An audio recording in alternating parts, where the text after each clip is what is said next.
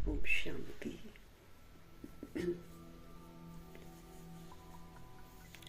पवित्रता, सुख, शांति। मीठे परमात्मा कहते हैं कि ये हमारा जन्म सिद्ध अधिकार है। हमारी जिंदगी में पवित्रता हो, सुख हो, शांति हो, ये हम आत्माओं का जन्म सिद्ध अधिकार है, जो पवित्र रहकर, सुखी शांत रहकर हमको प्राप्त करना है। तो मीठे परमात्मा हम आत्माओं से पूछते हैं कि क्या आपने ये अधिकार प्राप्त कर लिया है?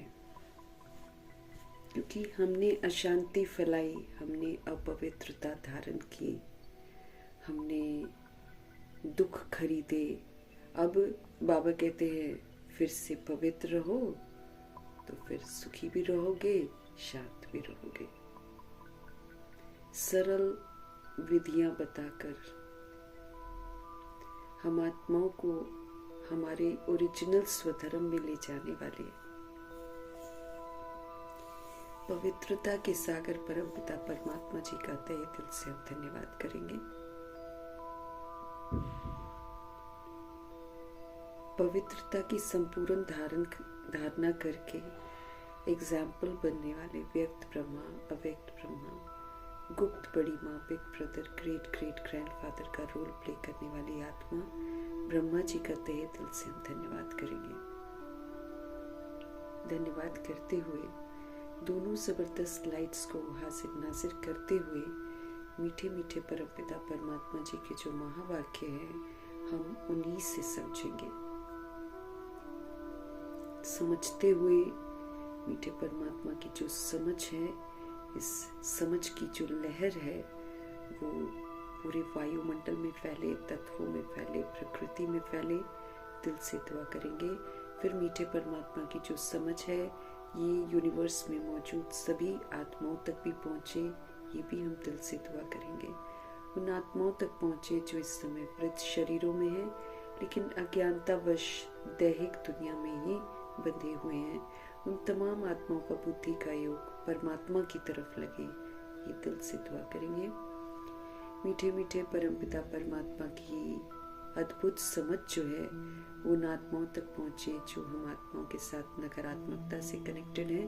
सबका बुद्धि का योग परमात्मा की तरफ जाए। उन आत्माओं तक प्रभु जी की समझ पहुँचे जो हमारे साथ लौकिक में कनेक्टेड है, उनका बुद्धि का योग भी परमात्मा की तरफ जाए। उन आत्माओं तक प्रभु जी की समझ पहुँचे जो इस समय आकारी शरीरों में है, रोज हादसों में और हिसाब किताब में जो शरीर छूट रहे हैं, उन तमाम आत्माओं तक प्रभु जी की समझ पहुँचे। उन आत्माओं तक पहुँचे जो गर्भ जेल में प्रवेश कर गए हैं, उन आत्माओं तक पहुँचे जो हॉस्पिटलों में पीड़ित अवस्था में है, घरों में पीड़ित अवस्था में है। उन आत्माओं तक पहुँचे जो प्राकृतिक आपदाओं के कारण प्रभु से वंचित हैं, या फिर वो आत्माएं जो तंत्र मंत्र के प्रकोप में अलबेली हो गई हैं। उन आत्माओं तक पहुँचे जो वाम मार्ग में चली गई हैं, जो वाम मार्ग में जाने वाली हैं। कुमार कुमारियों के शरीरों में जो आत्माएं हैं, छोटे शरीरों में जो आत्माएं हैं, उन तमाम आत्माओं तक भी परमात्मा समझ पहुँचे। आत्माओं का बुद्धि का योग परमात्मा से लगा रहे, पवित्रता से लगा रहे। उन आत्माओं तक प्रभु जी की समझ पहुँचे जो अपनी संस्था बनाकर बैठे हैं, खुद भी गुमराह हैं, दूसरों को भी गुमराह कर रहे हैं। उन आत्माओं तक पहुँचे जो भिन्न भिन्न सत्ताओं में, भिन्न भिन्न वर्गों में, भिन्न भिन्न मठ पंथों में बट गई हैं। सभी का बुद्धि का योग सत्य परमात्मा के साथ लगे।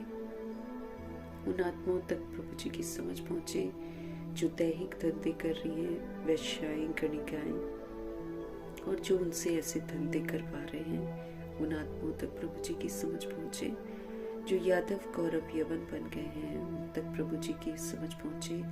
जो अंक तस्करियाँ कर रहे हैं, उन तक प्रभु जी की समझ पहुँचे। और उन आत्माओं तक मीठे बाबा की समझ पहुँचे जो इस समय भूत प्रेत आत्मा बनकर भटक रही हैं। उन आत्माओं तक पहुँचे जो तंत्र मंत्र, रिद्धि सिद्धियाँ, तांत्रिक विद्या, अघोरी जो बनकर बैठे हैं। तमाम आत्माओं का बुद्धि का योग जो है बुराइयों से हटकर सत्य परमपिता परमात्मा जी की तरफ लगे। दिल से दुआ करेंगे। फिर उन जगहों तक, उन लोगों तक प्रभु जी की समझ पहुंचे जहां अभी तक बाबा की समझ पहुंची ही नहीं है। इन्हीं दुआओं के साथ हम सभी आत्माएं अपने लिए भी दुआ करेंगे कि मीठे परमात्मा जी का जो होमवर्क हमको रोज मिल रहा है वो हम उनकी शिक्षाओं पर चलकर, उनकी यादों में रहकर उसे जरूर पूरा करें। इन्हीं दुआओं के साथ हम सब देखेंगे आज हमारे परमपिता परमात्मा जी हम आत्माओं को किस विधि से राइटियस मार्ग पर लेकर चल रहे हैं। मीठे मीठे बाबा बोले, मीठे बच्चे, तुम बहुत समय के बाद फिर से बाप से मिले हो, इसलिए तुम बहुत बहुत सिकिल थे। बहुत समय पहले बिछड़े थे और फिर बहुत समय के बाद फिर से बाप से मिले हो, तो भगवान के लिए क्या हो गए? बहुत बहुत लाडले, नियर एंड डियर जिसको बोलते हैं ना, वो हो गए हो। बाबा के लिए तो बहुत सिकिलदे बच्चे हैं, क्योंकि शुरू में तो अच्छे ही थे, है ना, फिर बाद में विस्मृत हो गए। तो बहुत समय के बाद ब्रह्मा जी को ले लें तो ब्रह्मा जी पूरे 5000 वर्ष के बाद बाबा से मिले। फिर मम्मा मिली, फिर दादियाँ मिली, तो सिकिलदे हो गए ना बाबा के।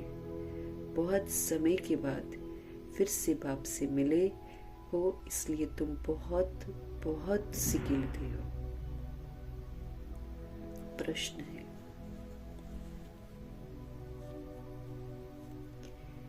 अपनी स्थिति को एक रस बनाना है ना। अपनी स्थिति जो है ना, जैसे आत्मिक स्थिति है, तो इसको बाबा कहते हैं एक रस बनाना है।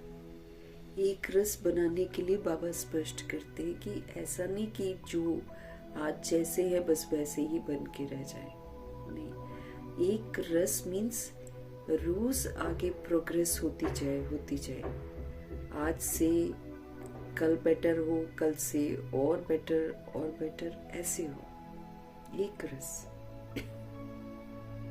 आत्मिक स्थिति है तो एक रस रहे। ऐसे नहीं हम आत्मिक स्थिति में आए फिर दैहिक में आ जाए, फिर आत्मिक, इसमें फिर हम मंजिल तक नहीं पहुंचेंगे।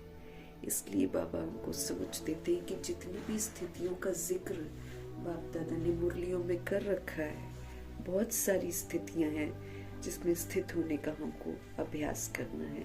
बीज रूप स्थिति भी है, विघ्न विनाशक स्थिति भी है, विश्व कल्याणकारी स्थिति भी है, कमल आसन वाली स्थिति भी है। तो स्थितियां तो बहुत सारी हैं जो बाबा ने जिक्र करा हुआ है। अब वो जो स्थितियां हैं, बाबा कहते हैं उसको एक रस बनाना है हमको, ना अच्छे इम्प्रूवमेंट, हर बार बेहतर, पीछे से हर बार बेहतर, ऐसा हमको करना है। तो ऐसे एक रस बनाने का साधन क्या है, बाबा पूछ रहे हैं, क्या साधन है? उत्तर है मीठे बाबा का, सदा याद रखो कि जो सेकंड पास हो गया है ना, वो ड्रामा खत्म, उसका चिंतन न चले। फिर हमारे बाबा कहते हैं हमें सदा याद रखना है कि जो सेकंड पास हो गया है वो ड्रामा खत्म है। वो कल पहले भी ऐसे ही हुआ था, अभी तो निंदा स्तुति मान अपमान सभी सामने आना है ना। बाबा क्या बोल रहे हैं?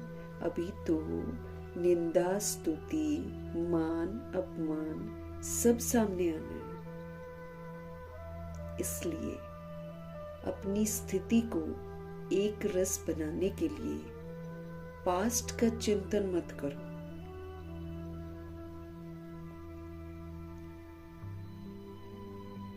हमने तो उसके साथ अच्छा किया था, उसने ऐसा कर दिया। हमको परमपिता परमात्मा निखार रहे हैं। कलयुग में हम सब बहुत अधीन हो जाते हैं ना, दूसरों के प्रभाव में भी आ जाते हैं, लगाव में भी आ जाते हैं, दबाव में भी आ जाते हैं। कोई भी आता जाता बंदा कोई भी शब्द कहकर हमारी खुशियों को छीन लेता है। इस कदर हम लोग अधीन हो गए हैं। बाबा सारी अधीनता से हमको मुक्त करते हैं और समझ देते हैं कि हमेशा याद रखो कि जो सेकंड पास हो गया है वो खत्म, वो ड्रामा। कल पहले भी ऐसे ही हुआ था। अभी तो निंदा स्तुति, कोई निंदा करेगा, कोई स्तुति करेगा, कोई स्तुति करके फिर निंदा भी करेगा। तो बाबा कहते हैं अभी तो निंदा स्तुति मान अपमान रिगार्ड मिलेगा, फिर बेइज्जती भी होएगी, सब सामने आना है। और जो सोल इसमें प्रभाव मुक्त रहेगी उसको न स्तुति प्रभावित करेगी, तो न निंदा प्रभावित करेगी, न मान न अपमान, जैसे ब्रह्मा जी को। तो उनके पास तो सब आया ना, निंदा स्तुति मान अपमान वाला सब कुछ, सारी बातें सामने आई थी, लेकिन वो कभी भी किसी के प्रभाव में नहीं आए हैं। वो भगवान के साथ बेफिक्र बादशाही में रहे हैं। उनको किसी से कुछ नहीं चाहिए। इसलिए अपनी स्थिति को एक रस बनाना है ना, तो एक रस बनाने के लिए पास्ट का चिंतन मत करो।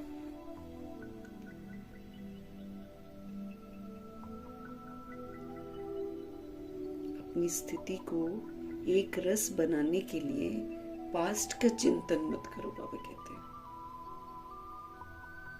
पास्ट गया, ओवर।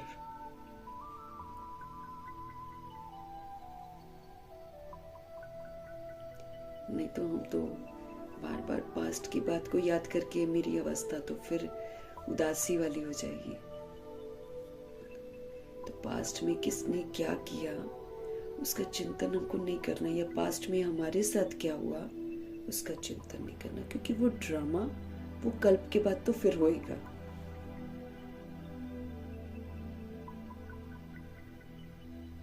तो हमको एक रस अवस्था बनानी है ना, तो पास्ट का चिंतन नहीं करना है, वर्तमान में जीना है। बस वर्तमान में ध्यान रखना है कि हम मनसा वाचा कर्मणा पवित्र रहें। दूसरा निंदा कर रहा है, मेरे पर प्रभाव नहीं होना चाहिए। दूसरा स्तुति कर रहा है तो भी मेरे ऊपर प्रभाव नहीं होना चाहिए। कोई मान दे रहा है तो भी प्रभाव में नहीं आना है, तो कोई अपमान कर रहा है तो भी प्रभाव में नहीं आना है। एक रस अवस्था।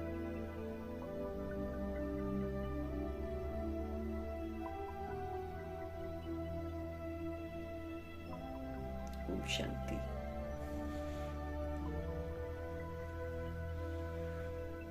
रूहानी बच्चों प्रति रूहानी बाप समझा रहे हैं कैसे हमको इस ज्ञान मार्ग में चलना है, उसकी समझ दे रहे हैं भगवान। क्योंकि जब हम राइट मार्ग पर चलते हैं तो बहुत सारी बातें आती हैं जो हमको विचलित करती हैं या हमको गिराने की कोशिश करती हैं। लेकिन बाबा कहते हैं कि जब हम नहीं गिरते हैं तो हम निखरते हैं, हम शक्तिशाली बनते हैं। इस विधि से ही हम पावरफुल बनते हैं। जैसे जब कोई निंदा स्तुति करे या मान अपमान करे और मैं आत्मा अपनी सशक्त स्थिति में रहूं, अपने परमपिता परमात्मा की यादों में रहूं, तो फिर क्या होता है, इससे हम और निखर रहे हैं, इससे हम और सशक्त बन रहे हैं। ये भी तो देखना है ना। तो रूहानी बच्चों के प्रति जो रूहें हैं, जो इस समय बाबा के बच्चे बने हैं उनको रूहों के पिता समझा रहे हैं। रूहानी बाप का नाम क्या है? शिव बाबा। वो सभी रूहों के पिता हैं। सब रूहानी बच्चों का नाम क्या है? आत्मा। ना? सभी रूहानी बच्चों का नाम क्या है? आत्मा। जीव का नाम पड़ता है ना, शरीर का नाम पड़ता है। शरीर मर गया, नाम भी मर गया उसके साथ। जो भी हम देह के भान में धारण करते हैं वो शरीर के साथ खत्म हो जाता है। नाम है, रूप है, मर्तबा है, जाति है, धर्म है, जो भी देह अभिमान में इंसान बनाता है वो उसकी बॉडी के साथ खत्म हो जाता है, क्योंकि वो देह है ना। लेकिन जो रूह बीच में बैठकर पाठ बजा रही थी वो तो ना हिंदू है, ना मुस्लिम है, ना सिख है, ना ईसाई है, ना वो जाट है, ना वो राजपूत है, ना दलित है, ना कुछ है। सारा देह अभिमान में बनाई हुई चीजें हैं, वो देह के साथ खत्म हो जाती हैं। तो बाबा कहते हैं रूहानी बाप का नाम क्या है? शिव बाबा। वो सभी रूहों के पिता हैं। चाहे वो मुस्लिम बन गई है रूह, चाहे वो हिंदू बनी हुई है, चाहे वो क्रिश्चियन बनी हुई है, चाहे वो सिख बनी हुई है। वो जो रूह ये जन्म, ये जो जातियां लेती है, धर्म लेती है, उसके जो पिता है वो अविनाशी परमपिता परमात्मा ही है।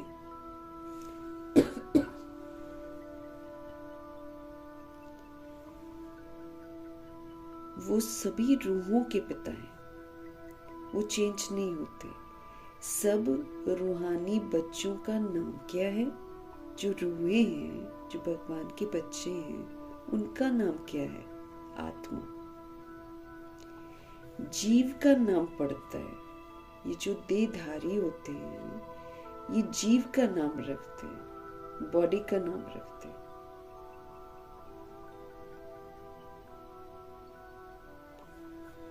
जीव शरीर को बोलते हैं, जीव आत्मा। आत्मा जब बॉडी लेती है तो वो जीव आत्मा कहलाती है, और जब वो बॉडी को छोड़ देती है तो वो फिर आत्मा कहलाती है।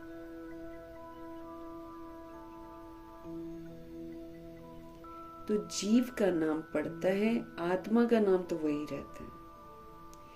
ये भी बच्चे जानते हैं। सत्संग वो तो ढेर है,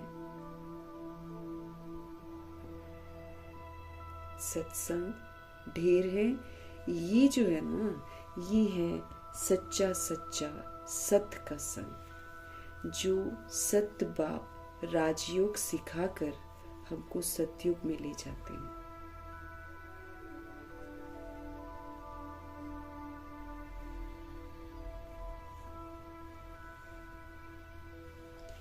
ये है सच्चा सच्चा सत्य का संग, जो सत्य बाप राजयोग सिखाकर हमको सतयुग में लेकर जाते हैं। ऐसे और कोई भी सत्संग व पाठशाला नहीं हो सकती है। बाबा क्या हमको बोल रहे हैं? आत्मा का नाम तो वही रहता है, शरीर का नाम पड़ता है। ये भी बच्चे जानते हैं। सत्संग दुनिया में आजकल ढेर है, लेकिन उसको सत्संग थोड़ी बोलते हैं। सच्चा सच्चा सत्य का जो संग है वो तो सत्य बाप जो सत्य बाप राजयोग सिखाकर हमको सतयुग में ले जाते हैं। ये तो सिर्फ सच्चा संग परमपिता परमात्मा का है, जो हमको कल्प में एक बार मिलता है। फिर बाबा हमको राजयोग सिखाते हैं कि शरीर रूपी राजधानी का आत्मा राजा बनो, फिर परमात्मा के साथ योग लगाओ। तो ये है सच्चा सच्चा सत्य का संग, जो सत्य बाप राजयोग सिखाकर हमको सतयुग में लेकर जाते हैं। ऐसे और कोई भी सत्संग या पाठशाला नहीं हो सकती है। ये भी तुम बच्चे जानते हो। सारा सृष्टि चक्र तुम बच्चों की बुद्धि में है। सारा का सारा सृष्टि का जो चक्र है तुम बच्चों की बुद्धि में है। तुम बच्चे ही स्वदर्शन चक्रधारी हो। बाबा क्या बोल रहे हैं? ऐसा जैसा बाबा की जो पाठशाला है, सत्संग है, ऐसा तो कोई हो ही नहीं सकता ना। ऐसे और कोई भी सत्संग व पाठशाला नहीं हो सकती है। ये भी तुम बच्चे जानते हो। सारा सृष्टि चक्र तुम बच्चों की बुद्धि में है। सारा का सारा सृष्टि का जो चक्र है ये तुम बच्चों की बुद्धि में है। तुम बच्चे ही स्वदर्शन चक्रधारी हो। तुम बच्चे ही स्वदर्शन चक्रधारी हो। स्व का दर्शन बाबा कराते हैं, फिर पूरा जो है वर्ल्ड का चक्र जो है उसको समझाते हैं। तो तुम बच्चे स्वदर्शन चक्रधारी हो। बाप बैठकर समझाते हैं कि ये जो सृष्टि चक्र है ये कैसे फिरता है। किसको भी समझाओ तो चक्र के सामने उसको खड़ा करो। चित्र है ना बाबा के सुंदर सुंदर, बाबा चाहते हैं कि वो चित्र सामने रखो तो फिर उनको समझाओ। अब तुम इस तरफ जाएंगे, है ना? दुख धाम सुख धाम का चक्र है ना, स्वास्तिक का चक्र है। बाबा कहते हैं उस चित्र के सामने आत्मा को खड़ा करो और फिर उसको समझाओ कि अब तुम इस तरफ जाएंगे।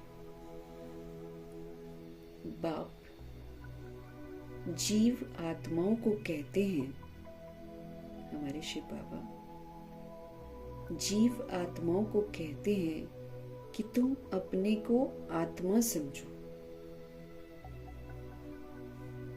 हम बॉडी कॉन्शियसनेस में बहुत आ गए हैं ना, तो बाबा कहते हैं कि अब तुम ये समझाओ कि बाप जीव आत्माओं को कहते हैं, जो बॉडीली बीइंग्स हैं, जो शरीर जिन्होंने ले रखा है, उन जीव आत्माओं को बाबा अब कहते हैं कि तुम अपने को आत्मा समझो। ये तो शरीर रूपी खिलौना ले रखा है हमने खेलने के लिए, लेकिन हम तो खिलौना ही समझने लग गए अपने आप को। अब बाबा कहते हैं कि आप समझो कि आप सोल हो, कि अपने को तुम आत्मा समझो। ये नई बात नहीं है, जानते हो कल्प कल्प हम ये सुनते हैं, अभी हम फिर से सुन रहे हैं, क्योंकि सुना है तभी सुन रहे हैं। तो ये नई बात नहीं है, जानते हो कल्प कल्प सुनते हैं, अब फिर से सुन रहे हैं। तुम्हारी बुद्धि में कोई भी देहधारी बाप, देहधारी टीचर, देहधारी गुरु नहीं है ना। तुम्हारी बुद्धि में, अब हम जो बाबा के बच्चे हैं, तुम्हारी बुद्धि में कोई भी देहधारी बाप, देहधारी टीचर, देहधारी गुरु नहीं है, क्योंकि हम आत्माओं के फादर निराकार परमपिता परमात्मा है। वही इस समय हम आत्माओं के शिक्षक हैं और वही इस समय हमारे सतगुरु बनते हैं। इसलिए हमको देहधारी बुद्धि में नहीं है। तुम जानते हो विदेही शिव बाबा हमारा टीचर भी है, गुरु भी है और बाप भी है। हम अब जानते हैं जिनको देह नहीं है, विदेही निराकार शिव बाबा वही हमारे टीचर हैं, वही हमारे सतगुरु हैं और वही हमारे फादर हैं। और कोई भी सत्संग में चले जाओ और कोई भी सत्संग आदि में ऐसी बातें नहीं करते होंगे। क्या बात है, वो तो झूठे संग आजकल बन गए हैं, एक भी सत्संग नहीं है। और कोई भी सत्संग आदि में ऐसी बातें नहीं करते होंगे। मधुबन तो ये एक ही है। वो फिर एक मधुबन वृंदावन में दिखा देते हैं। वो तो भक्ति मार्ग में बाबा कहते मनुष्यों ने बैठकर बना रखा है मधुबन। प्रैक्टिकल मधुबन यहाँ पर है। प्रैक्टिकल मधुबन तो ये है, तुम्हारी बुद्धि में है कि हम सतयुग त्रेता से लेकर पुनर्जन्म लेते लेते अभी संगम पर आकर खड़े हुए हैं। तुम्हारी बुद्धि में है कि हम सतयुग त्रेता से लेकर पुनर्जन्म लेते लेते अभी संगम पर आकर हम खड़े हुए हैं। किस लिए? पुरुषोत्तम बनने के लिए। तो तुम्हारी बुद्धि में है कि हम सतयुग त्रेता युग से लेकर पुनर्जन्म लेते लेते अभी हम संगम पर आकर खड़े हुए हैं। अब हमको कॉन्सेप्ट बाबा क्लियर कर रहे हैं। अब क्यों आए हैं हम संगम पर? बाबा हमसे मिलकर क्या कह रहे हैं? पुरुषोत्तम बनो, सभी पुरुषों में उत्तम बनो।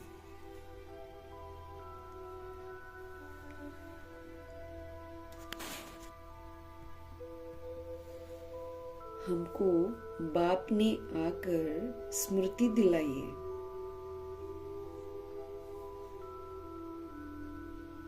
हमको बाप ने आकर स्मृति दिलाई है 84 जन्म कौन और कैसे लेते हैं, ये भी तुम जानते हो।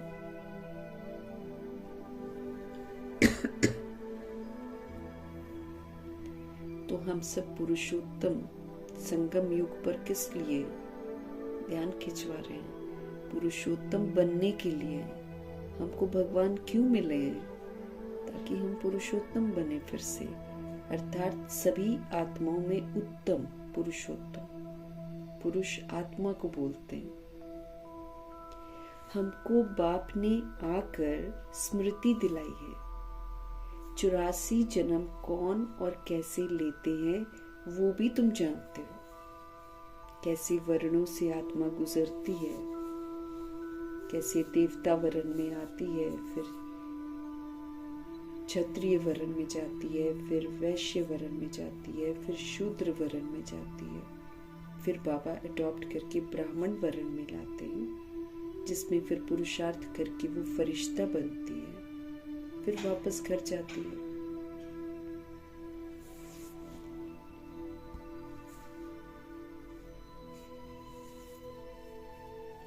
हमको बाप ने आकर स्मृति दिलाई है 84 जन्म कौन और कैसे लेते हैं, वो भी तुम जानते हो। मनुष्य वो तो सिर्फ कह देते हैं, समझते कुछ भी नहीं। बाप अच्छी रीति हर बात समझाते हैं। सतयुग में सतो प्रधान आत्माएं थी, शरीर भी फिर वहां पर सतो प्रधान थे। माना जैसी आत्मा वैसा उसको सब कुछ मिलता है। आत्मा सतो प्रधान है, शरीर भी सतो प्रधान है, फिर प्रकृति की जो उत्पत्ति है जानवर, वो भी फिर सतो प्रधान है। अभी कलयुग के अंत में हम देख सकते हैं आत्माएं तमो प्रधान है, शरीर भी तमो प्रधान है, गंदे हैं, किचड़े वाले हैं, रोगी हैं। फिर प्रकृति के जीव भी देखो, बिच्छू, टिंडन, सांप, कन खजूरे, मक्खियां, मच्छर, जैसी आत्मा वैसा फर्नीचर।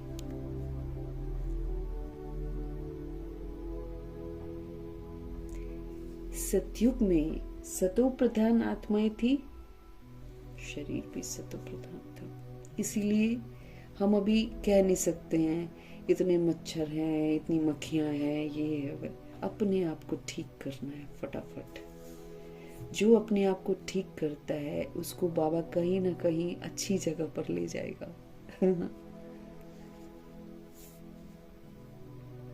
कुछ सहन भी करना पड़ता है, कुछ समय तो सहन करना पड़ता है, लेकिन जब हम बिल्कुल अच्छे हो जाएंगे ना तो वो नीट एंड टाइडी एरिया में ही लेकर जाएंगे। अभी भी हम अनुभव कर सकते हैं, और भविष्य तो भविष्य ही है। फिर तो वो तो अच्छा सुंदर सा है।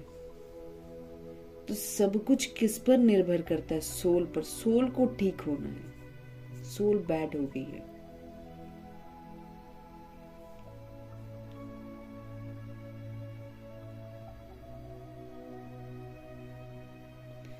बाप अच्छी रीति समझाते हैं हर बात।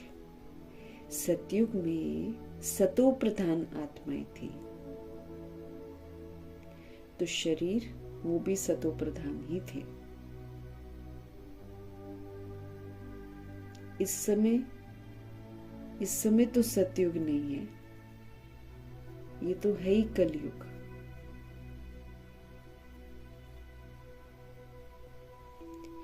गोल्डन एज में हम थे,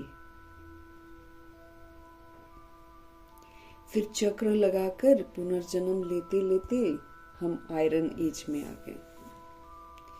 फिर से हमको चक्र जरूर लगाना है। बाबा कहते हैं इस समय तो सतयुग नहीं है, ये तो कलयुग है। अब गोल्डन एज में हम सब थे। बाबा कहते फिर चक्र लगाकर पुनर्जन्म लेते लेते हम आयरन एज में आ गए। अब फिर से हमको चक्र जरूर लगाना है। अभी हमको जाना है अपने घर।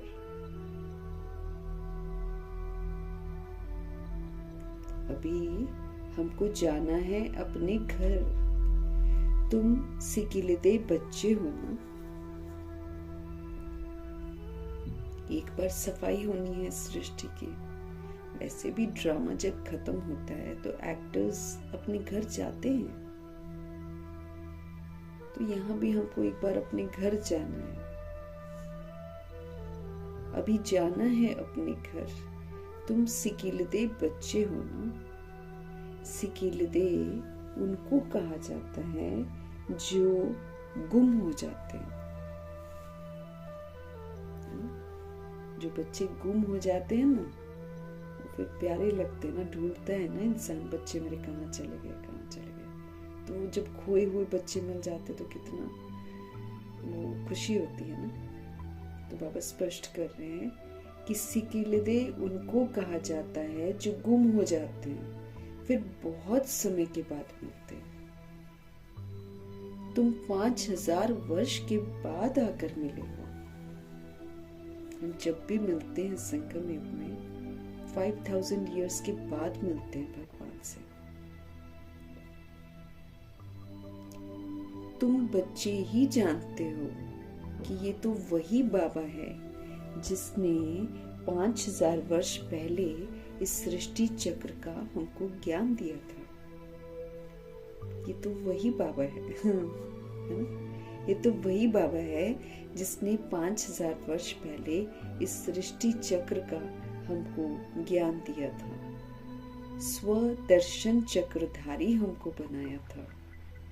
अभी फिर से बाप आकर हमको मिले हैं जन्म सिद्ध अधिकार देने के लिए। हम आत्माओं का जो जन्म सिद्ध अधिकार था उसको देने के लिए मिले हैं बाप।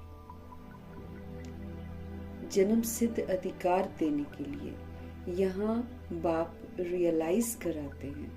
इसमें आत्मा के 84 जन्मों की भी रियलाइजेशन आ जाती है। यहाँ शिव पिता परमात्मा रियलाइज कराते हैं हमको सत्य क्या है, झूठ क्या है, रियलाइज कराते हैं। इसमें आत्मा के 84 जन्मों की भी रियलाइजेशन आ जाती है।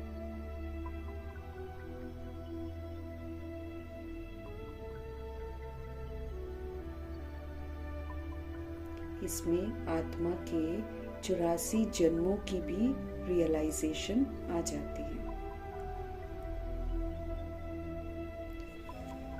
ये सब बाप बैठ समझाते हैं।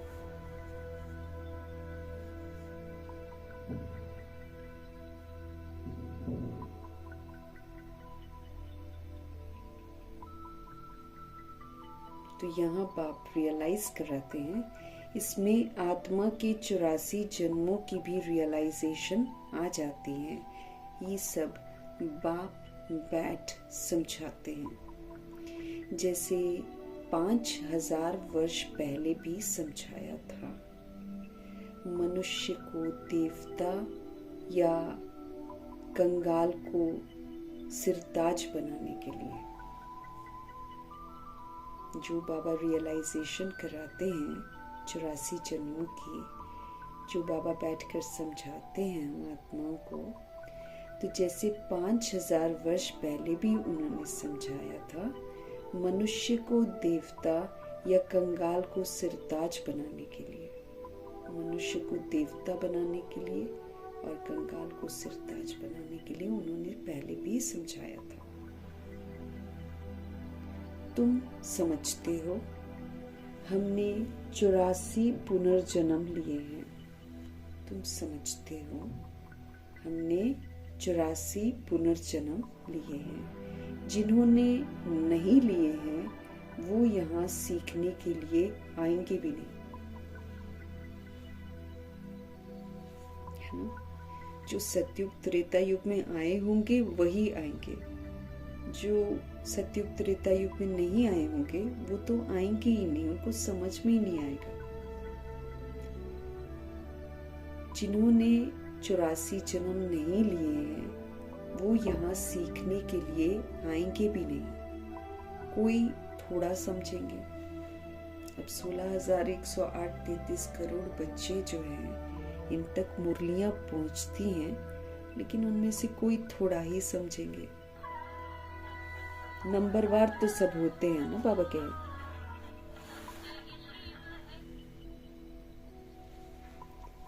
नंबरवार तो होते ही हैं ना। अपने अपने घर गृहस्थ में रहना है, सब तो मधुबन में आकर बैठेंगे नहीं। क्या करेंगे वहां बैठकर? लगातार बैठे रहो, कोई काम नहीं, कुछ नहीं। तो जो घर गृहस्थ बना रखा है ऑलरेडी, नया नहीं बनाना है, लेकिन जो ऑलरेडी बना रखा है उसी में रहना है। अपने अपने घर गृहस्थ में रहना है। सब तो यहाँ नहीं आकर बैठेंगे, रिफ्रेश होने वो आएंगे जिनको बहुत अच्छा मर्तबा पाना होगा। बाबा के घर में वो सोल्स आएंगी जिन्होंने बहुत अच्छा मर्तबा पाना होगा। कम मर्तबा वाले जास्ती पुरुषार्थ करेंगे भी नहीं। जिन्होंने कम मर्तबा पाना होगा ना, वो पुरुषार्थ भी नहीं करेंगे उतना।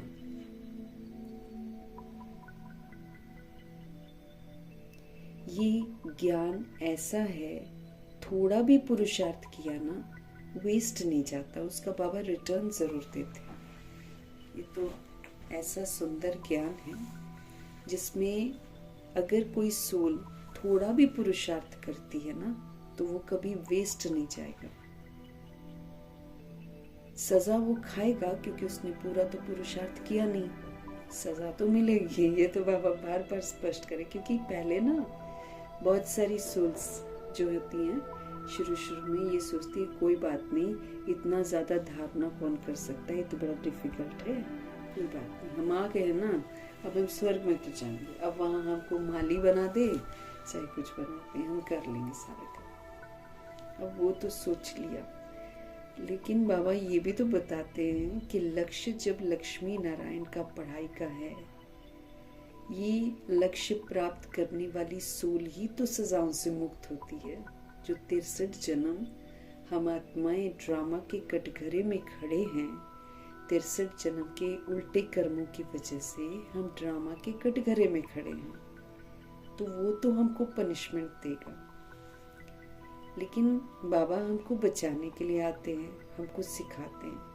तो जो तो लक्ष्मी नारायण के घराने में जाने का पुरुषार्थ कर लेते हैं, वो तो फिर ड्रामा की नज़रों में अपने आप को माफ़ी दिलवा लेते हैं। लेकिन जो सोल ये सोचती है कि कोई नहीं, हम जाकर माली बन जाएंगे, तो उसने तो अपना पुरुषार्थ नहीं किया ना। अपने विकर्मों को विनाश करने का ही तो पुरुषार्थ कर रहे हैं हम। तो जो सोल नहीं करती है, फिर वो सजाएं जरूर खाती है, ये हमको याद रखना है। और सजाएं घनी होती हैं, कड़ी होती हैं सजाएं, है ना। भगवान का साथ नहीं होता है ना, इसलिए अगर दर्द भी होता है तो भयंकर होता है, कोई मदद नहीं मिलती। अभी तो हम बाबा के बच्चे जब बनते हैं और उनका कहना मानते हैं, विधि पूर्वक चलते हैं, तो फिर बाबा कष्ट आता जरूर है शरीर में, लेकिन सूली से कांटा बन जाता है। हाय हाय तो नहीं करती है सोल फिर।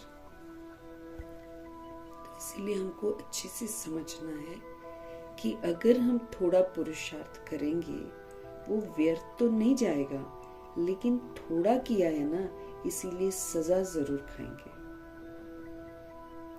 पुरुषार्थ अच्छा अगर हम करते हैं तो फिर सजाएं हमारी कम हो जाती हैं।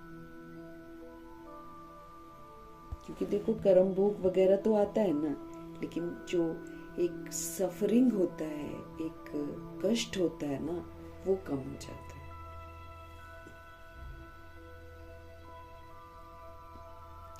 जब हम पुरुषार्थ अच्छा करते हैं तो फिर सजा भी कम होती है। याद की यात्रा के बगैर हमारे पाप कर्म विनाश नहीं होंगे। याद की यात्रा जब तक हम नहीं करेंगे, तो याद की यात्रा बगैर विकर्म पाप कर्म जो है ना हमारे, वो विनाश नहीं होंगे।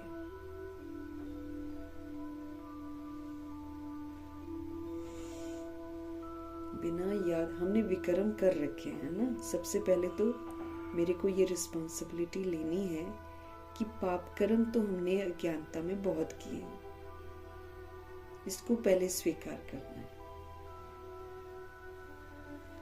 तो याद की यात्रा के बगैर जब तक हम पवित्रता के सागर परमपिता परमात्मा को याद नहीं करेंगे, तब तक हमारे विकर्म जो पास्ट के हैं वो विनाश होंगे नहीं, और फिर नए विकर्म भी बनते जाएंगे। सबसे बड़ी बात तो ये है, याद की यात्रा के बगैर विकर्म विनाश नहीं होंगे।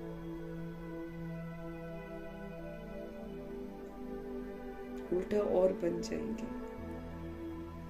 क्योंकि बाबा ने बोला है कि जब तुम याद नहीं करते हो तो तुम पाप कर रहे होते हो, तो और बने जा रहे हैं ना फिर मेरे।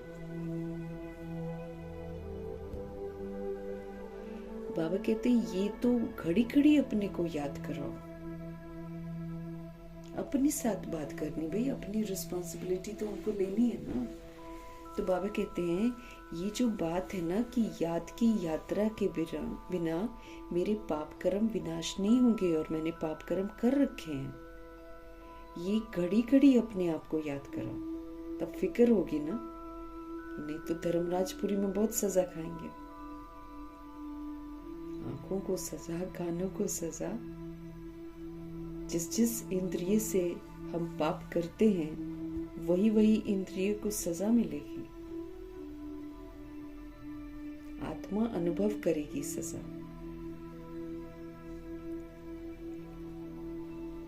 तो घड़ी घड़ी अपने को याद कराओ कि अगर मैं आत्मा याद की यात्रा पर नहीं रहूंगी, तो फिर मेरे पाप कर्म विनाश नहीं होंगे। फिर पाप कर्मों की तो सजा मिलती है ना।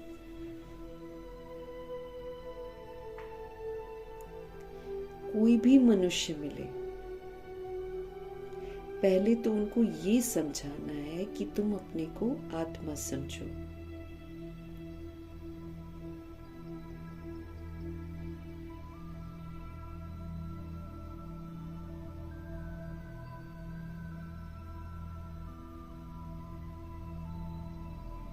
बाबा क्या कह रहे हैं, कोई भी मनुष्य मिले पहले तो उनको ये समझाना है कि अपने को आत्मा समझो। ये जो नाम है, जो पड़ा हुआ है नाम, ये तो पीछे शरीर पर मिले हैं ना, है ना। जो पैदा होता है बच्चा, तो उसके माथे पर लिखा थोड़ी होता है उसका नाम, न नाम लिखा होता है, न उसकी जाति लिखी होती है, न उसका धर्म लिखा होता है। ये तो देहधारी जो हैं, जिनके घर में आत्मा जन्म लेती है, वो उसकी देह को देखकर उसकी देह का नाम रखते हैं। फिर जिस भी घर में वो आत्मा पहुंचती है, जो धर्म जाति उनकी होती है, वही उसकी बन जाती है।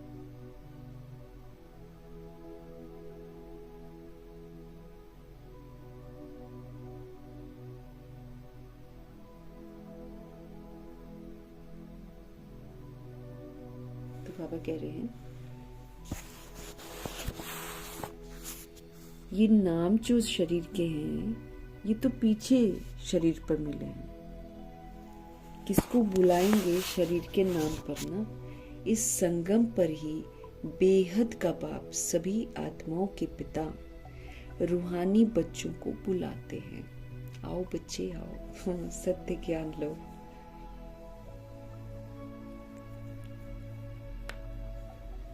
तुम कहेंगे रूहानी बाप आया हुआ है, बाप कहेंगे रूहानी बच्चे।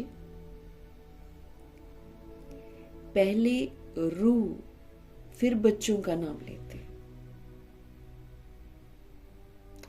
रूहानी बच्चों, तुम समझते हो रूहानी बाप क्या समझाते हैं? हम रूहों से पूछते हैं कि क्या आपको समझ में आता है जो रूहानी बाप समझाते हैं? तुम्हारी बुद्धि जानती है।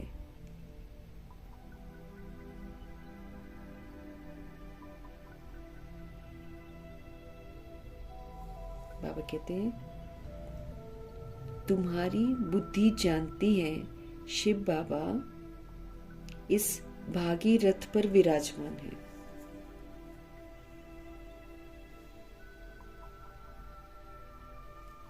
भागीरथ ब्रह्मा जी हमको वही सहज राजयोग सिखा रहे हैं। शिव बाबा हमको इजी राजयोग सिखा रहे हैं।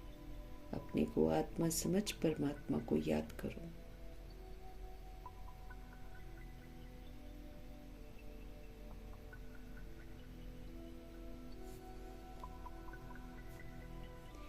तुम्हारी बुद्धि जानती है शिव बाबा इस भाग्यशाली रथ पर विराजमान है, हमको वही सहज राजयोग सिखा रहे हैं। और कोई मनुष्य मात्र नहीं जिसमें बाप आकर राजयोग सिखाए। कोई भी मनुष्य मात्र नहीं जिसमें बाप आकर राजयोग सिखाए। वो बाप आते ही हैं पुरुषोत्तम संगम युग पर, और कोई भी मनुष्य कभी ऐसे कह न सके। तुम्हारी बुद्धि जानती है शिव बाबा इस भागीरथ पर विराजमान है। तुम हमको वही सहज राजयोग सिखा रहे हैं, और कोई भी मनुष्य मात्र नहीं जिसमें बाप आकर राजयोग सिखाए। वो बाप आते ही हैं कब? पुरुषोत्तम संगम युग पर। कब आते हैं? पुरुषोत्तम संगम युग पर आते हैं। और कोई भी मनुष्य कभी ऐसे कह न सके और बाप की तरह हमको समझा भी न सके। ये भी तुम जानते हो, ये शिक्षा कोई इस बाप की नहीं है, ब्रह्मा जी की नहीं है। दिखाई तो ब्रह्मा जी देते हैं ना, इसलिए बाबा क्लियर कर रहे हैं कि ये जो शिक्षा मिलती है ये कोई इस बाप की नहीं है। इनको तो ये मालूम ही नहीं था कि कलयुग खत्म हो सतयुग आना है। दादा लेखराज भी तो भगत ही थे, उनको कहाँ मालूम था कि कलयुग अभी है और ये खत्म हो जाएगा, फिर सतयुग आएगा, उनको थोड़ी कुछ पता था। इनका अब कोई देहधारी गुरु नहीं है। पहले तो इन्होंने देहधारी गुरु कर रखे थे, लेकिन अब इनका कोई भी देहधारी गुरु नहीं है। और तो सब मनुष्य मात्र कहेंगे हमारा फलाना गुरु है, फलाना गुरु है, फलाना ज्योति ज्योत समा गया है। सबको देहधारी गुरु है इस दुनिया में अब।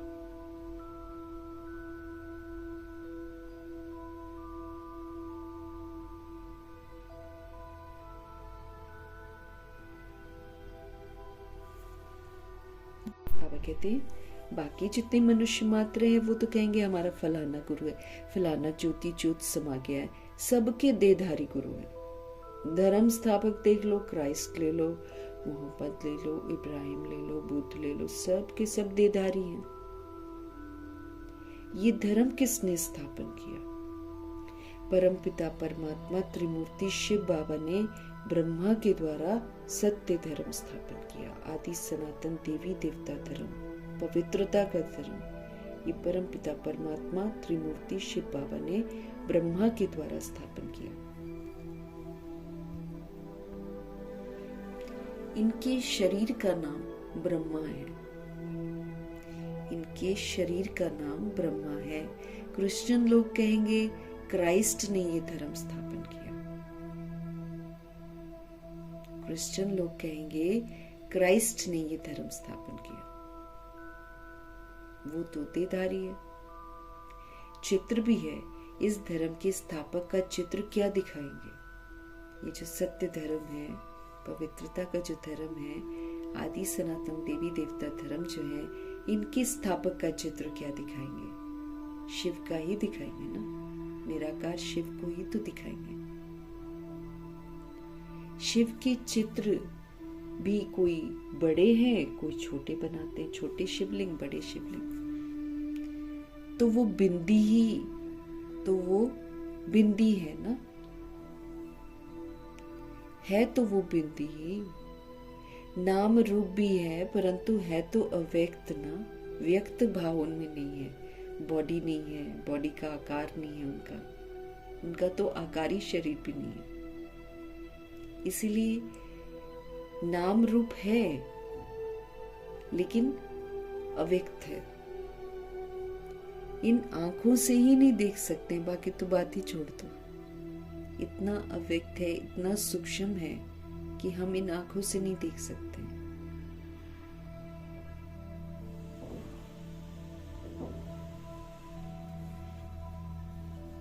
नाम रूप भी है, परंतु अव्यक्त है। इन आंखों से ही नहीं देख सकते। शिव बाबा तुम बच्चों को राज्य भाग्य देकर गए हैं, तब तो याद करते हैं ना। शिव बाबा तुम बच्चों को राज्य भाग्य देकर गए हैं, तब तो याद करते हैं ना। शिव बाबा कहते हैं मन मना भाव, मन को मेरे में लगाओ। मुझ एक बाप को याद करो। अब तुम मन मेरे में लगाओ और मुझ एक बाप को याद करो। किसकी स्तुति नहीं करनी है हमको।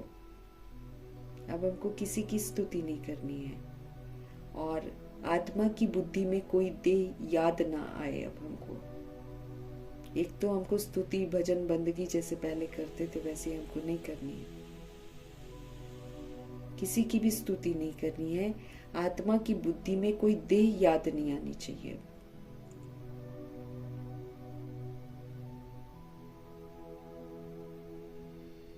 ये अच्छी रीति समझने की बात है। आत्मा की बुद्धि में कोई देह याद ना आए, ये अच्छी रीति समझने की बात है। हमको शिव बाबा पढ़ाते हैं। हमको कौन पढ़ाते हैं? हमको शिव बाबा पढ़ाते हैं। सारा दिन ये रिपीट करते रहो, है ना। बार बार हमको याद दिलाना है, मैं आत्मा हूँ, है ना, परम धाम का रहने वाला हूँ। शिव बाबा मुझे पढ़ाते हैं, मैंने पाप कर रखे हैं। अब मैं अपने बाबा को याद करूँगी तब जाकर मेरे पाप कटेंगे। अगर मेरे पाप पूरे भस्म नहीं हुए तो मुझे सज़ा मिलेगी। भाई अपने आप को खबरदार तो करना है ना।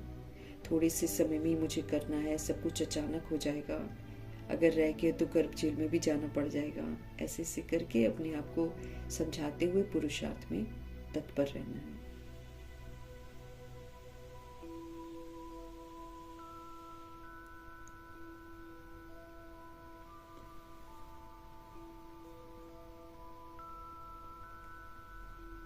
आत्मा की बुद्धि में कोई देह याद ना आए, ये अच्छी रीति समझने की बात है।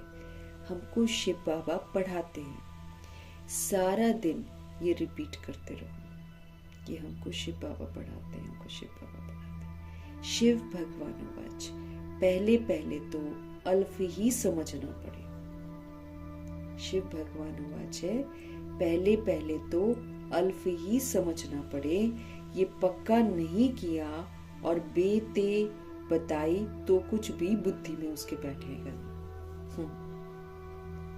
बाकी बाबा कहते हैं सबसे पहले तो भगवान समझ में आना चाहिए सोल को। शिव भगवान वाच का कहना है कि पहले पहले तो अल्फ ही समझाना पड़े। ये पक्का अगर हम नहीं करते हैं और बेते बताई तो फिर कुछ भी बुद्धि में हमको बैठेगा नहीं, कुछ भी बुद्धि में हमको बैठेगा नहीं। कोई कह देते ये बात तो राइट है, कोई कहते इस समझने में तो टाइम चाहिए।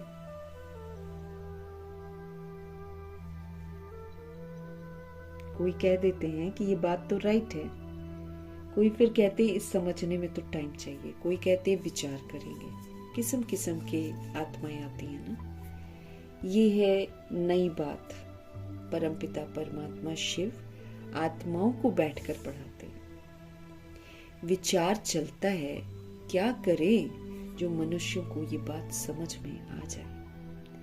शिव ही ज्ञान का सागर है, उनको ही याद करना है, उनको ही याद करके पाप भस्म करने हैं। कैसे किसको समझाएं। आत्मा को ज्ञान का सागर कैसे कहते हैं जिसको शरीर ही नहीं है। अब परमात्मा को ज्ञान का सागर कहते हैं लेकिन उनको बॉडी नहीं है, तो कैसे है, कैसे समझ में आए ना। आत्मा को ज्ञान का सागर कैसे कहते हैं जिसको शरीर ही नहीं है। ज्ञान का सागर है तो जरूर कभी उन्होंने ज्ञान सुनाया है, तब तो उनको ज्ञान सागर कहते हैं ना।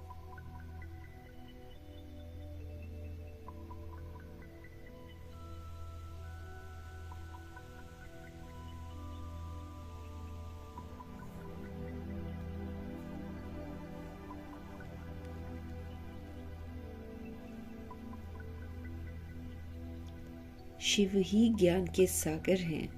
आत्मा को ज्ञान का सागर कैसे कहते हैं जिसको शरीर ही नहीं है। ज्ञान का सागर है तो जरूर कभी उन्होंने ज्ञान सुनाया है ना, तब तो उनको ज्ञान सागर कहते हैं। ऐसे ही क्यों कहेंगे। कोई बहुत पढ़ते हैं तो फिर कहा जाता है ये तो बहुत वेद शास्त्र पढ़े हुए हैं, इसलिए शास्त्री अथवा विद्वान कहा जाता है। जिन्होंने वेद वगैरह पढ़ रखे हैं, ये तो बहुत वेद शास्त्र पढ़े हैं, इसलिए उनको शास्त्री अथवा विद्वान कहा जाता है। बाप को तो ज्ञान का सागर अथॉरिटी कहा जाता है, तो जरूर वो होकर गए हैं, तब तो महिमा होती है ना उनकी। पहले तो पूछना चाहिए कि अभी कलयुग है या सतयुग है, नई दुनिया है या ये पुरानी दुनिया है। एम ऑब्जेक्ट तो तुम्हारे सामने खड़े हैं। ये लक्ष्मी नारायण अगर होते तो उन्हों का राज्य होता। ये पुरानी दुनिया, ये कंगालपना ही नहीं होता। कंगालपना है ना, चोरी डकैती छीना झपटी, कोई भूखा मर रहा है, कोई लूट रहा है और फिर खा रहा है। कंगालपना है इस दुनिया में। जो आज खा भी रहे हैं, माहिर होकर खा रहे हैं, तो वो लूट लूट कर ही तो खा रहे हैं। उनके पास अपना है क्या, कुछ भी नहीं है उनका, है ना। लेकिन आत्माओं से ही लेते हैं और उस पर राज्य करते हैं। अभी का राजा ऐसा है, नारायण जी जैसा थोड़ी है। अभी तो द्वापर युग के राजा भी जो थे वो अपनी प्रजा का कितना ख्याल रखते थे। कुछ नेक हुआ करते थे तो घूम घूम कर देखते थे कहीं प्रजा तकलीफ में तो नहीं है। यहाँ तो पता ही नहीं है कि तकलीफ क्या है। अपने ऐशो आराम में आत्माएं वक्त बिता रही हैं। दिस इज कलयुग, ये कलयुग की सत्ता है।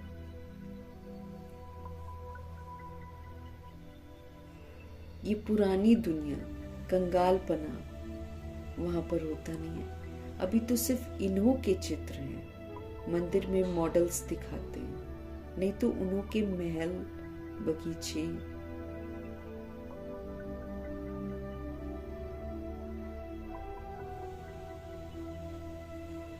बाबा कहते हैं अभी तो सिर्फ इन्हों के चित्र हैं, मंदिर में मॉडल्स दिखाते, मूर्तियां, नहीं तो उन्हों के महल, बगीचे आदि कितने बड़े बड़े होंगे।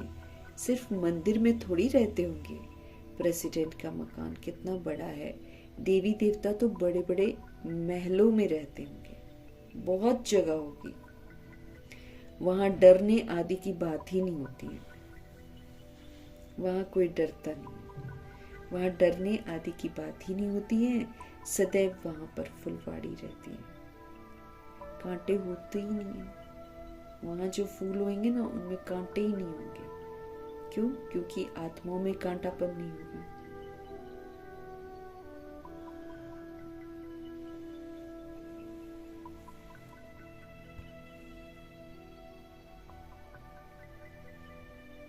बहुत जगह होगी, वहां डरने आदि की बात ही नहीं होती। सदैव फुलवाड़ी रहती है, कांटे तो होते ही नहीं। फूलों का बगीचा ही तो कहलाता है सतयुग। वहां कांटे होते ही नहीं है, वो है ही बगीचा। वहां तो लकड़ियां आदि जलाते नहीं होंगे। लकड़ियों में धुआं होता है तो दुख फील होता है। वहां हम बहुत थोड़े टुकड़े में रहते हैं, पीछे वृद्धि को पाते जाते हैं। बहुत अच्छे अच्छे बगीचे होंगे, खुशबू आती रहेगी, जंगल होगा ही नहीं।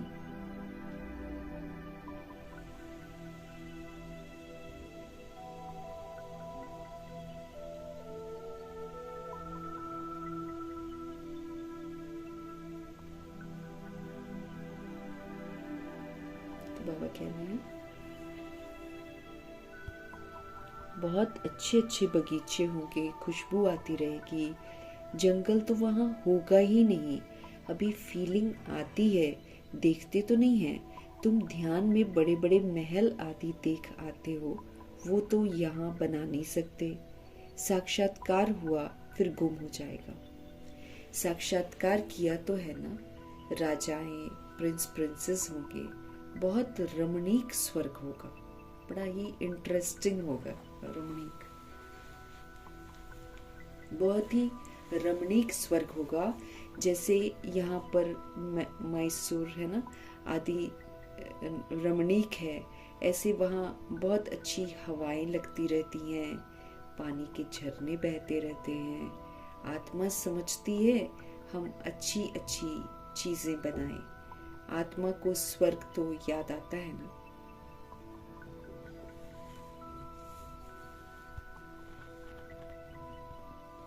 तुम बच्चों को रियलाइज होता है कि क्या क्या होगा, कहाँ हम रहते होंगे। इस समय ये स्मृति रहती है।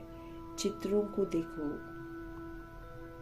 तुम कितने खुश नसीब हो, वहाँ दुख की कोई बात ही नहीं होगी। चित्रों को देखो कि तुम कितने खुश नसीब हो, वहाँ दुख की कोई बात नहीं होगी। हम तो स्वर्ग में थे, फिर हम नीचे उतरे हैं, अब फिर से हमको स्वर्ग में जाना है। कैसे जाऊं? रस्सी में लटक कर जाएंगे क्या? हम आत्माएं तो रहने वाली हैं शांति धाम की। हम आत्माएं तो रहने वाली हैं शांति धाम की। बाप ने स्मृति हमको दिलाई है, अब तुम फिर देवता बन रहे हो और दूसरों को भी बना रहे हो। बाप ने हमको स्मृति दिलाई है, अब तुम फिर देवता बन रहे हो और दूसरों को भी बना रहे हो। कितने घर बैठे भी साक्षात्कार करते हैं। बांधेलियों ने कभी देखा थोड़ी है कि कैसे आत्मा को उछल आती है ना। तो बाबा हमको स्मृति दिलाते हैं कि हम शांति धाम के रहने वाले हैं। अब हम फिर से देवता बन रहे हैं और दूसरों को भी बना रहे हैं। कितना घर बैठे भी साक्षात्कार होते हैं। और बांधेलियों ने कभी देखा थोड़ी है कि कैसे आत्मा को उछल आती है। अपना घर नजदीक आने से आत्मा को खुशी होती है ना। समझते हैं बाबा हमको ज्ञान देकर श्रृंगारने के लिए आए हैं। अपना जब घर नजदीक आता है ना, तो अपना घर नजदीक आने से फिर सोल को क्या होता है, सोल को खुशी होती है। समझते हैं बाबा हमको ज्ञान देकर श्रृंगारने के लिए आए हैं। आखिरीन एक दिन अखबारों में भी पड़ेगा, आखिरीन एक दिन अखबारों में भी पड़ेगा। अभी तो स्तुति, निंदा, मान, अपमान सब सामने आता है। जानते हैं कल पहले भी ऐसे ही हुआ था। जो सेकंड पास हो गया उसका चिंतन नहीं करना होता है। टाइम वेस्ट करते थे ना, समय को वेस्ट करते थे। समय तो अनमोल है, इसलिए नहीं चिंतन करना है, बाबा कहते हैं।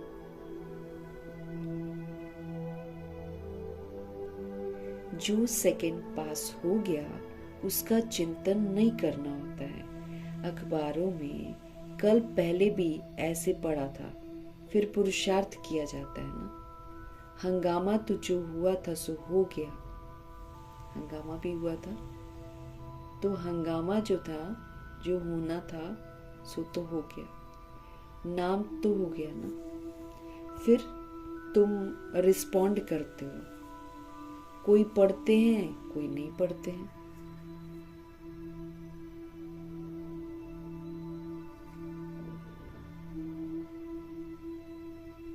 बाबा कहते अखबारों में कल पहले भी ऐसे पड़ा था, फिर पुरुषार्थ किया जाता है। हंगामा तो जो हुआ तो सो हो गया। नाम तो हो गया ना। फिर तुम रिस्पॉन्ड करते हो। कोई पढ़ते हैं, कोई फिर नहीं पढ़ते हैं। फुर्सत नहीं मिलती है कईयों को।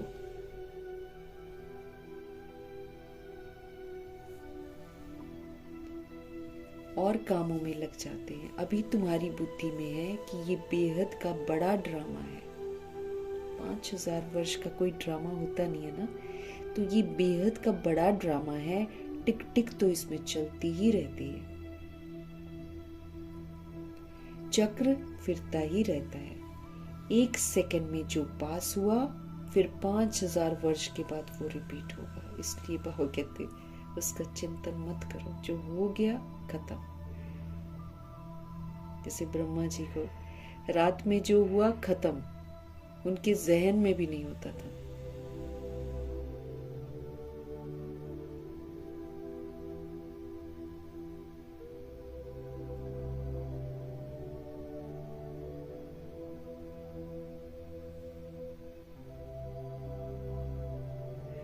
बाबा कहते हैं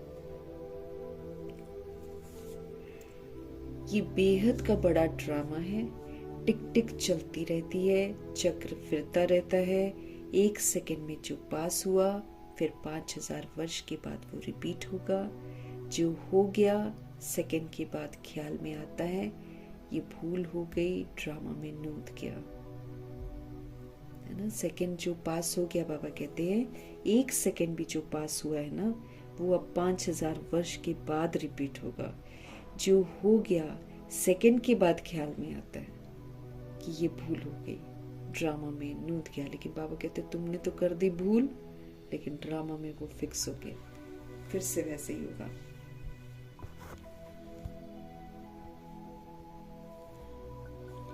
ड्रामा में नूत गया। कल पहले भी ऐसे ही भूल हुई थी, पास्ट हो गई, अब फिर आगे के लिए नहीं करेंगे। इस बात का हमको ध्यान रखना है, क्योंकि जो भूल हम करते हैं वो रिकॉर्ड हो जाती है, फिर से होएगी। अब अच्छी नहीं लगी ना अभी, तो फिर तब भी अच्छी नहीं लगेगी।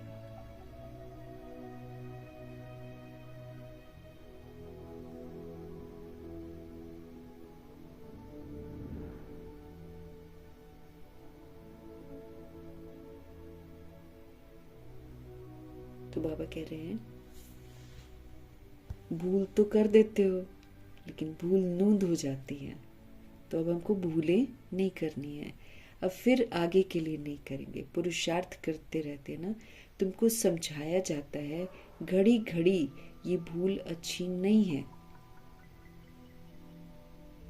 इससे हमारे हिसाब बनता है, फिर हम आत्माएं कमजोर हो जाती हैं, तो अपना ही नुकसान होता है ना। और बाबा कहते हैं ये तुम बचोगे नहीं, ये फिर फिक्स हो जाएगा, फिर कल्प के बाद फिर तुम यही भूल करोगे, फिर तुमको अच्छी नहीं लगती है, फिर तुम पछताते भी हो। तो पश्चाताप वाला काम ही क्यों करना है, बाबा कहते हैं।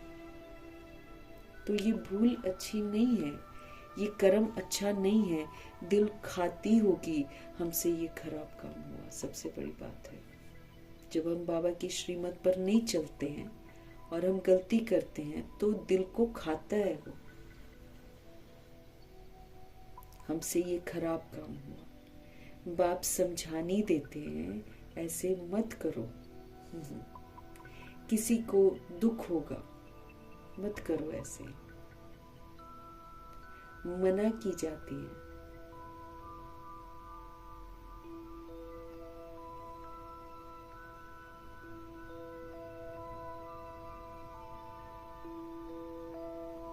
तो बाबा क्या कह रहे हैं कि ऐसे मत करो, किसको दुख होगा, मना की जाती है ना।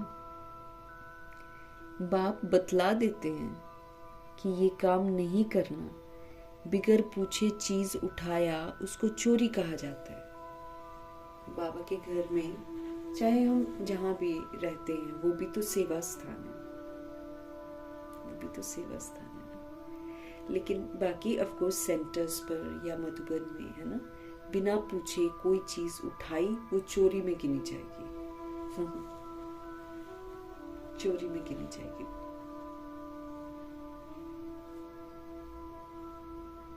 तो बिगर पूछे चीज उठाई उसको चोरी कहा जाता है। ऐसे काम मत करो,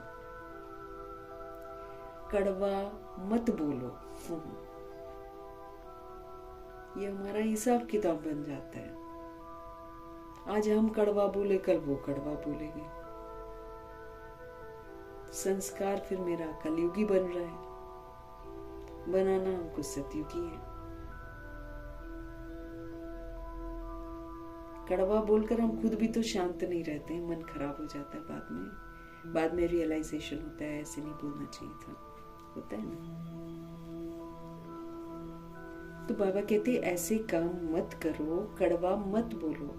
आजकल दुनिया देखो कैसी है, कोई नौकर पर गुस्सा किया तो वो भी दुश्मनी करने लग पड़ते, जान से भी मार देते हैं आजकल नौकर।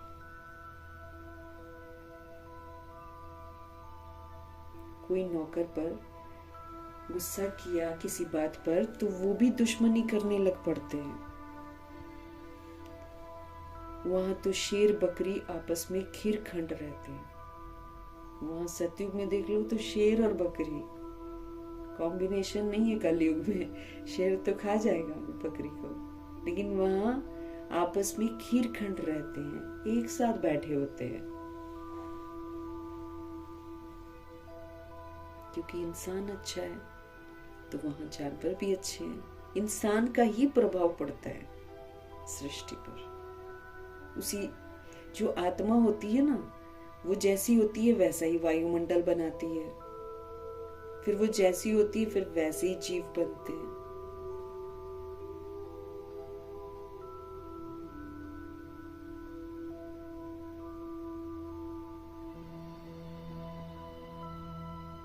तो बाबा कहते हैं लून पानी और खीरखंड। अभी कलयुग में सब लून पानी, सब झगड़ते हैं, गुस्सा करते हैं, उल्टा उल्टा एक दूसरे को बोल देते हैं। तो सतयुग में सब मनुष्य आत्माएं आपस में खीर खंड होकर रहती हैं, लून पानी और खीर खंड।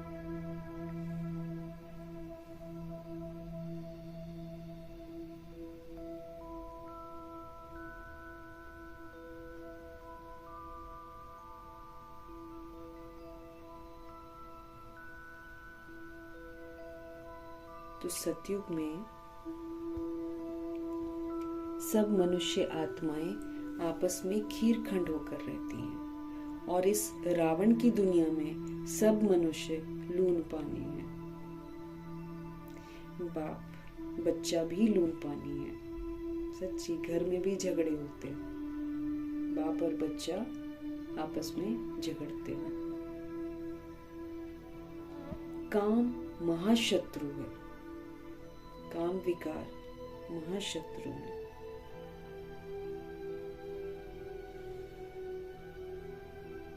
काम कटारी चलाए एक दो को दुख देते हैं। अब जब विकार में जाते हैं, एक्चुअली एक दूसरे को दुख देते हैं, आत्मा की हत्या करते हैं। बीमारियां लगती हैं फिर बॉडी को। काम विकार में जाने से ही तो शरीर आज वृद्ध अवस्था इतनी खराब क्यों हो जाती है लोगों की। इतने दर्दे, इतना झुका हुआ शरीर, और कैसे कैसे आत्माएं हो जाती हैं। क्यों? क्योंकि काम विकार में जाती हैं। बच्चे पैदा करती हैं, फिर बच्चों की शादियां करवाती हैं, फिर उनके बच्चे पैदा करवाते हैं, फिर ये सारा जो सिलसिला चलता है मनुष्य का, वही तो उसको रोगी बनाता है। उसी के तो रोग लगे हुए हैं हम लोग को, उल्टे मार्ग पर चलने के रोग लगते हैं। हम जो भी दे के भान और दे के अभिमान में करते हैं, उसी से हमारा शरीर खराब होता है। चाहे फिर वो हमारा रहन सहन हो, चाहे वो हमारा खान पान हो, चाहे वो हमारे व्यवहार हो, सबका प्रभाव है हमारे शरीरों पर।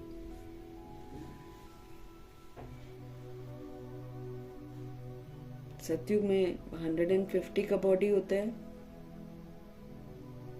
वो तो खाली एक आयु कंप्लीट हो जाती है इसलिए वो छोड़ देते हैं, वरना वो बुढ़ापा थोड़ी आता है।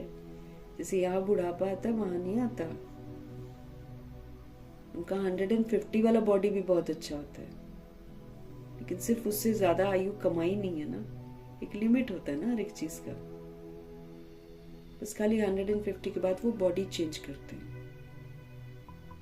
कोई रोना धोना नहीं है वहां पे, या तो रोना धोना भी आता है, या तो फिर बीमार भी पड़ जाते, कितने दिन बेड रिटर्न भी हो जाती है आत्माएं।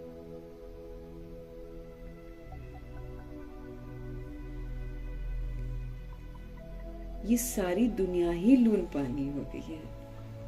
सभी देखो, अब किसी को पता ही नहीं है। अब परिवार बनते हैं, फिर परिवार की वृद्धि जैसे होती है, ये कलयुग के रीति रस्म जो बने उसी को तो सारे लोग कॉपी करते हैं।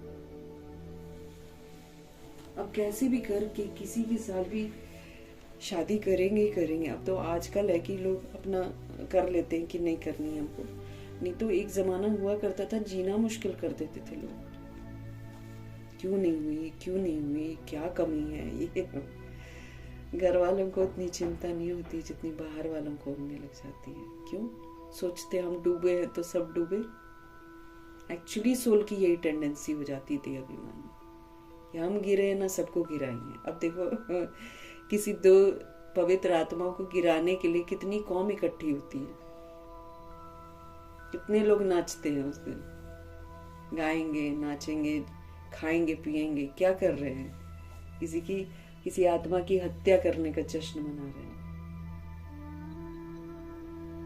दुख देने, दुख खरीद रहे हैं। कोई दुखी नहीं है ना, उसको भी उसमें घसीट रहे हैं कि तू भी दुख खरीद।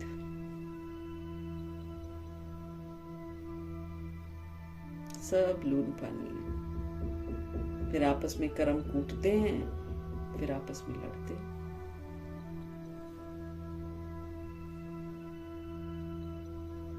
यही करते ना, परिवार बनाते हैं, फिर भागते दौड़ते रहते, भाग दौड़। अच्छा, बच्चों का किया, फिर बच्चों के बच्चों का किया, फिर उसका किया, फिर इसका किया। बस इसी भाग दौड़ में जिस दिन शरीर छोड़ते हैं इंसान, क्या रहता है उसके पास?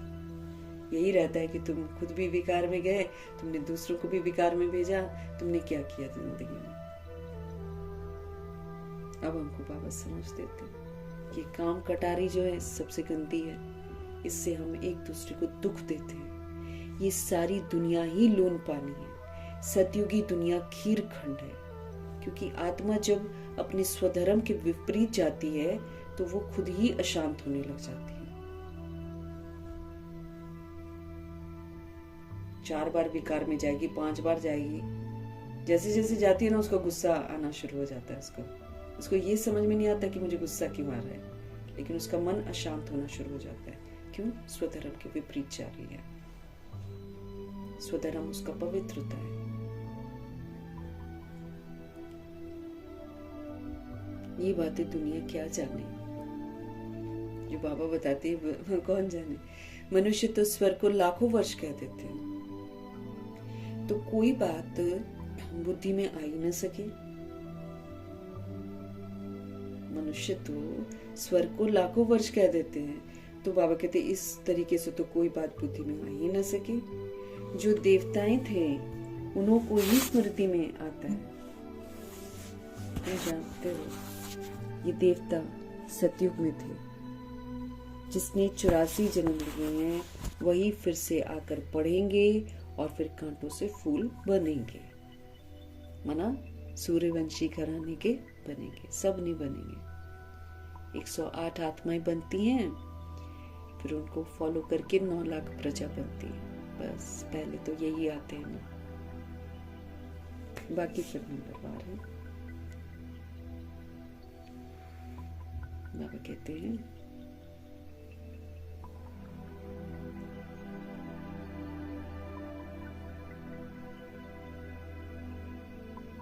मनुष्य तो स्वर्ग को लाखों वर्ष कह देते हैं, तो कोई बात तो बाबा कहते हैं इस तरह तो बुद्धि में आएगी ही नहीं। जो देवताएं थे उन्हों की ही स्मृति में आता है। तुम जानते हो ये देवता सतयुग में थे, जिसने 84 जन्म लिए हैं वही फिर से आकर पढ़ेंगे भी, और वही फिर कांटों से फूल देवता बनेंगे। ये बाप की एक ही यूनिवर्सिटी है, इनकी ब्रांचेस फिर निकलती रहेंगी। सेंटर्स जो हैं ये ब्रांचेस हैं, बाकी आबू जो है वो हमारे बाबा की गॉडली यूनिवर्सिटी है। इनकी ब्रांचेस फिर निकलती रहती हैं। खुदा जब आएगा तब उनके खिदमतगार बनेंगे, जिनके द्वारा फिर खुद खुदा राजाई स्थापन करेंगे। खुदा जब आएंगे, शिव बाबा जब आएंगे तब उनके खिदमतगार बनेंगे, है ना। खुदाई खिदमतगार हम आत्माएं बनते हैं ना, फिर जिनके द्वारा खुद खुदा राजाई स्थापन करेंगे। तुम समझते हो हम खुदा के खिदमतगार हैं, हम खुदा के खिदमतगार हैं। ये जिस्मानी खिदमत नहीं, वो जिस्मानी खिदमत करते हैं दुनिया वाले, ये रूहानी खिदमत है, रूहों की खिदमत है। ये बाबा हम आत्माओं को रूहानी सेवा सिखला रहे हैं कि रूहों की सेवा करो। त्रिकुटी में देखो, सतगुणी आत्मा को देखो, रूहानी सेवा करो, जगो और फिर दूसरी सोल्स को भी जगाओ। क्योंकि रूह ही तमो प्रधान बन गई है ना, हम रूहें ही तो गंदी बन गई हैं, इसलिए रूह को सुधारा जा रहा है।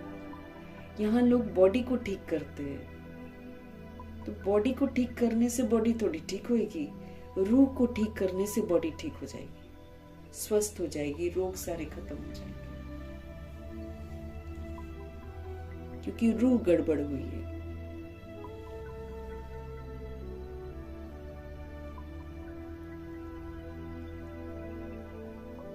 शिव बाबा हम आत्मा को रूहानी सेवा सिखला रहे हैं, क्योंकि रूह ही तमो प्रधान बन गई है, फिर बाबा सतो प्रधान बना रहे हैं। बाबा कहते हैं माम एकम याद करो तो विकर्म विनाश होंगे।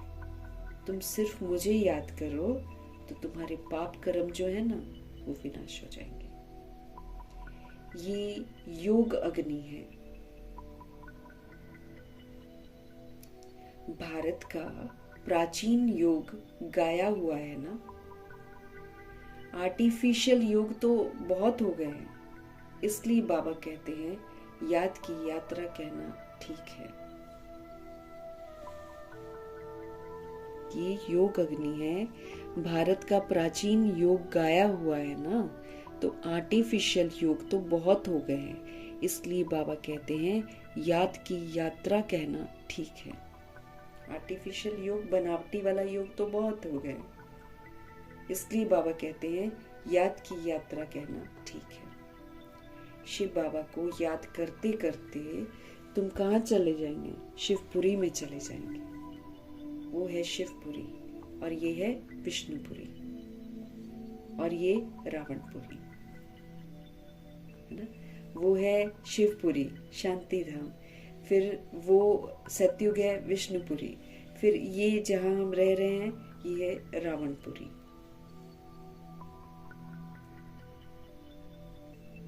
तब सतयुग को विष्णुपुरी भी कहते हैं। नाम देखो कितने सारे निकले जा रहे हैं, 21 निकल आएंगे नाम। विष्णुपुरी, ये रावणपुरी है ना। तो विष्णुपुरी के पीछे है रामपुरी। पहले सतयुग वाला विष्णुपुरी है ना, त्रेता युग रामपुरी कहलाएगा। क्षत्रिय है ना वो। सूर्यवंशी के बाद चंद्रवंशी। ये तो कॉमन बात है, आधा कल्प सतयुग त्रेता और आधा कल्प द्वापर कलयुग। अभी तुम संगम पर हो, ये भी सिर्फ तुम ही जानते हो। जो अच्छी रीति धारणा करते हैं वो दूसरे को भी फिर समझाते हैं। हम पुरुषोत्तम संगम युग पर हैं। ये किसकी बुद्धि में याद रहे तो भी सारा ड्रामा बुद्धि में आ जाए कि हम पुरुषोत्तम संगम युग पर हैं, हम पुरुषोत्तम बन रहे हैं। मुझ आत्मा ने पाप किए हैं, अब याद की यात्रा से मुझे उसे खत्म करना है। ऐसे करके अपने से बातें करते रहना है, इमर्ज रखना है, ताकि हमारा वक्त बर्बाद न चला जाए। हम सब पुरुषोत्तम संगम युग पर हैं। ये किसकी बुद्धि में याद रहे तो भी सारा ड्रामा बुद्धि में आ जाए। परंतु कलयुगी देह के संबंधी आदि याद आते रहते हैं। परंतु कलयुगी देह के जो संबंधी है ना, वो याद आते रहते हैं।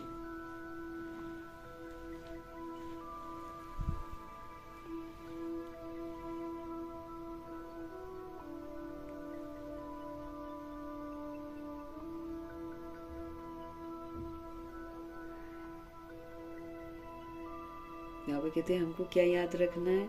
ड्रामा को याद रखना है। हमको याद रखना है कि पुरुषोत्तम संगम युग पर है। हमें याद रखना है कि मुझे पाप अपने भस्म करने हैं। मुझे याद रखना है कि मुझे सतयुग की वर्षा कमाना है। ये सब चीजें हमारी बुद्धि में होनी चाहिए ना। लेकिन बाबा क्या बोल रहे हैं? परंतु क्या करें, कलयुगी देह के संबंधी आदि याद आते रहते हैं। बाप कहते हैं तुमको याद करना है सिर्फ एक बाप को। हमको कलयुगी संबंधी को याद नहीं करना है। वो देह के संबंधियों को याद करके हमको कुछ नहीं मिलेगा। लेकिन जब हम बाबा को याद करेंगे तो उनको भी बाबा की याद आएगी, तो हमारा भी भला तो उनका भी भला होगा। उनको याद करने से क्या होएगा, है ना? इसलिए बाबा हमको समझते रहे कि तुमको किसको याद करना है। एक बाप को याद करना है। सबका सदगति दाता, राजयोग सिखलाने वाला एक ही शिव बाबा है। सभी का सदगति दाता, राजयोग सिखलाने वाला एक ही है। इसलिए बाबा ने समझाया है शिव बाबा की ही जयंती है। इसलिए बाबा ने समझाया है कि शिव बाबा की ही जयंती है, जो सारी दुनिया को पलटाते हैं। इन्हीं शिव जयंती की ही अहमियत है। वो आते हैं, हम आत्मा को सत्य से परिचित कराते हैं, फिर गति सदगति का रास्ता बताते हैं, राजयोग सिखाते हैं, स्वराज्य अधिकारी बनाते। क्या नहीं करते, सब कुछ तो भगवान जी करते हैं। इसलिए ना उन्हीं की महिमा है। तो राजयोग सिखलाने वाले एक ही हैं, इसलिए बाबा ने समझाया है शिव बाबा की ही जयंती होती है जो सारी दुनिया को पलटाते हैं। तुम ब्राह्मण ही जानते हो कि अभी हम पुरुषोत्तम संगम युग पर हैं। तुम ब्राह्मण ही जानते हो अभी हम पुरुषोत्तम संगम युग पर हैं। जो ब्राह्मण हैं उनको ही रचता, उनको ही रचना का ज्ञान बुद्धि में है। तुम ब्राह्मण ही जानते हो कि अभी हम सब कहाँ पर हैं? अभी हम पुरुषोत्तम संगम युग पर हैं। जो ब्राह्मण हैं उनको ही रचता और रचना का ज्ञान बुद्धि में है। वही रचता को जानते हैं, वही रचना को जानते हैं। तो तुम ब्राह्मण ही जानते हो कि अभी हम पुरुषोत्तम संगम युग पर हैं। जो ब्राह्मण हैं उनको ही रचता, उनको ही रचना का ज्ञान बुद्धि में है।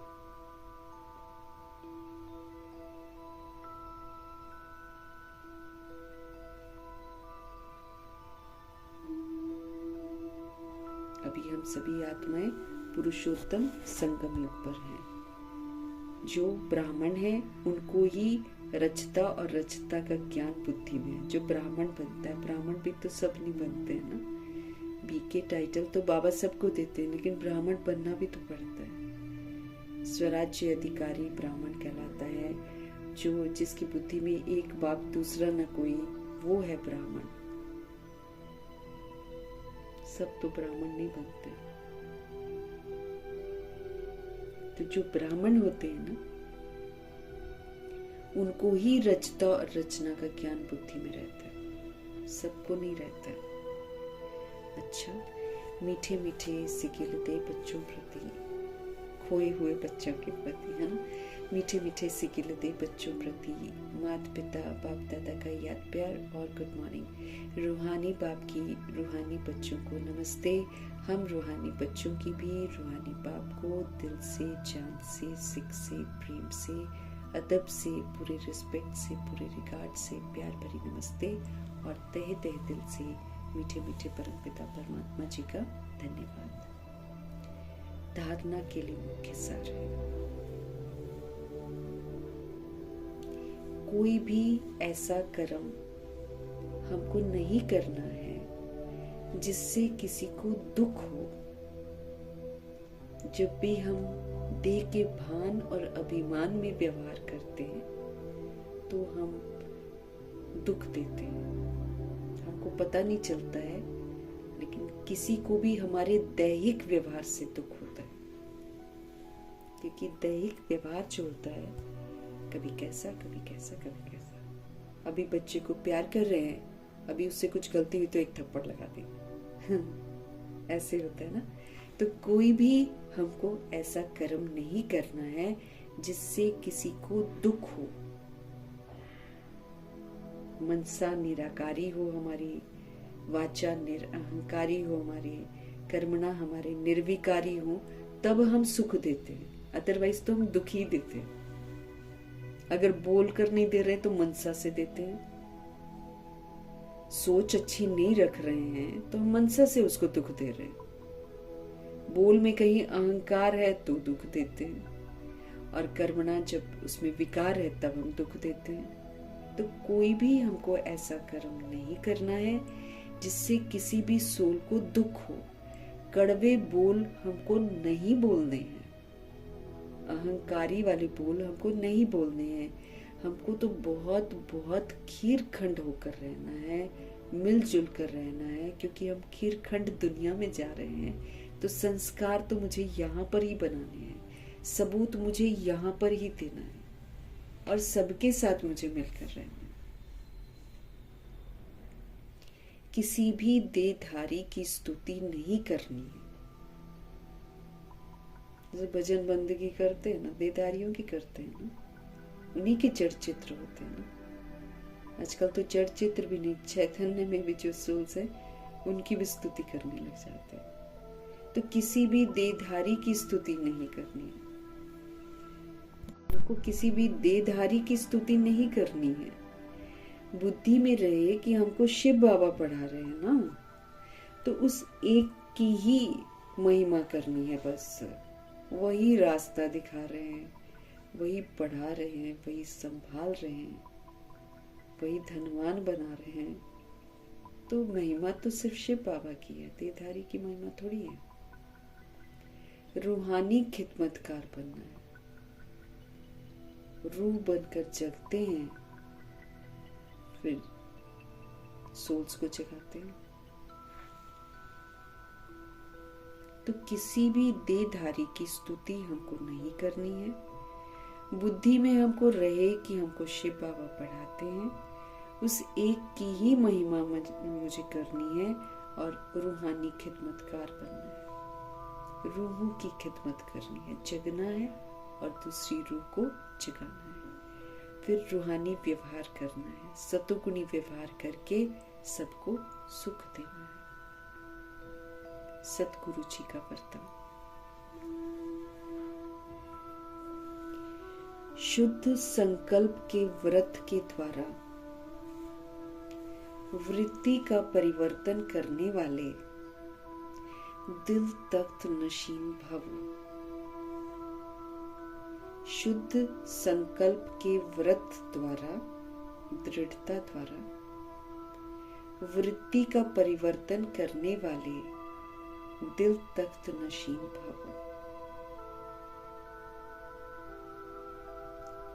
बाप दादा का दिल तख्त इतना प्योर है, जो इस तख्त पर सदा प्योर आत्माएं ही बैठ सकती हैं। भगवान अपना दिल तख्त ऑफर करते हैं, तो बाप दादा का जो दिल तख्त है वो इतना पवित्र है, इतना प्योर है, जो इस तख्त पर सदा प्योर आत्मा ही बैठ सकती है। जिनके संकल्प में भी अपवित्रता या अमर्यादा आ जाती है, वो तख्त नशीन की बजाय गिरती कला में नीचे आ जाते हैं। इसलिए पहले शुद्ध संकल्प के व्रत के द्वारा अपनी वृत्ति को परिवर्तन करो।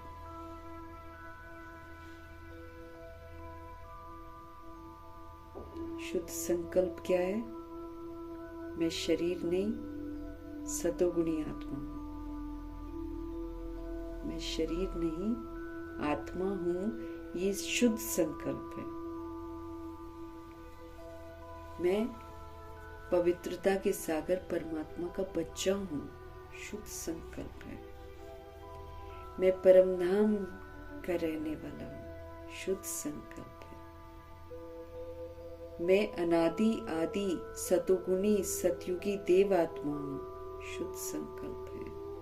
मैं विश्व कल्याणकारी हूं, विघ्न विनाशक हूं, मास्टर सर्वशक्तिवान हूं, शुद्ध संकल्प है। जो जो भगवान हमको सम्मान देते हैं वो सारे के सारे शुद्ध संकल्प है। उसको पक्का करना।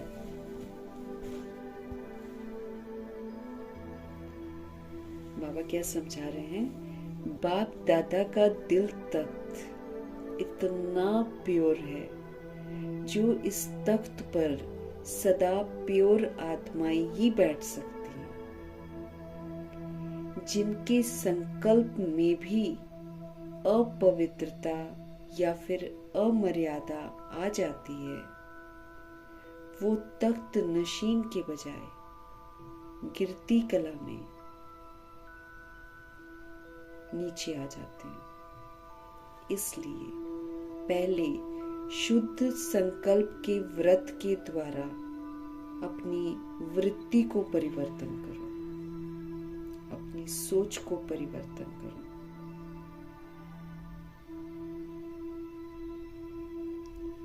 वृत्ति परिवर्तन से भविष्य जीवन रूपी सृष्टि बदल जाएगी। अगर हमारी वृत्ति, हमारी सोच, हमारा नजरिया आत्मा भाई भाई की वृत्ति बनकर परिवर्तन हो जाए, तो वृत्ति परिवर्तन से भविष्य भविष्य जीवन जो है, भविष्य जीवन रूपी सृष्टि जो है वो बदल जाएगी। हमारी वृत्ति परिवर्तन जब हो जाती है तो उससे भविष्य जीवन रूपी सृष्टि जो होगी वो बदल जाएगी। शुद्ध संकल्प व दृढ़ संकल्प के व्रत का प्रत्यक्ष फल है ही सदा काल के लिए बाप दादा का दिल तख्त। शुद्ध संकल्प व दृढ़ संकल्प के व्रत का प्रत्यक्ष फल है ही सदा काल के लिए बाप दादा का दिल तख्त।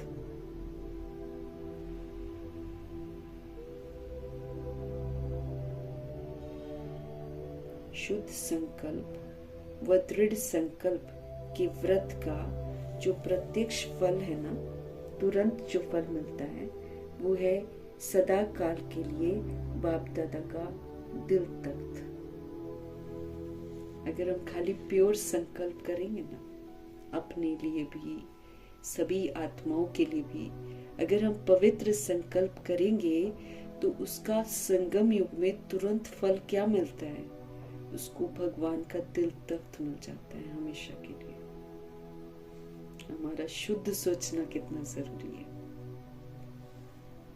और अगर हम नहीं सोचते हैं तो भगवान जी कहते हैं मर्यादाओं के खिलाफ जाकर जब हम बोलते हैं या अपवित्रता हमारे अंदर आ जाती है तो तख्त तो दूर की बात है, गिरती कला में नीचे आ जाते हैं। इसलिए पहले तो शुद्ध संकल्प के व्रत द्वारा अपनी वृत्ति का परिवर्तन करो। शुद्ध संकल्प के व्रत द्वारा अपनी वृत्ति का परिवर्तन करो। वृत्ति परिवर्तन से भविष्य जीवन रूपी सृष्टि क्या हो जाएगी, बदल जाएगी। शुद्ध संकल्प व दृढ़ संकल्प के व्रत का प्रत्यक्ष फल जो है वो है सदा काल के लिए बाप दादा का दिल तख्त। सदा काल के लिए बाप दादा का दिल तख्त मिल जाता है।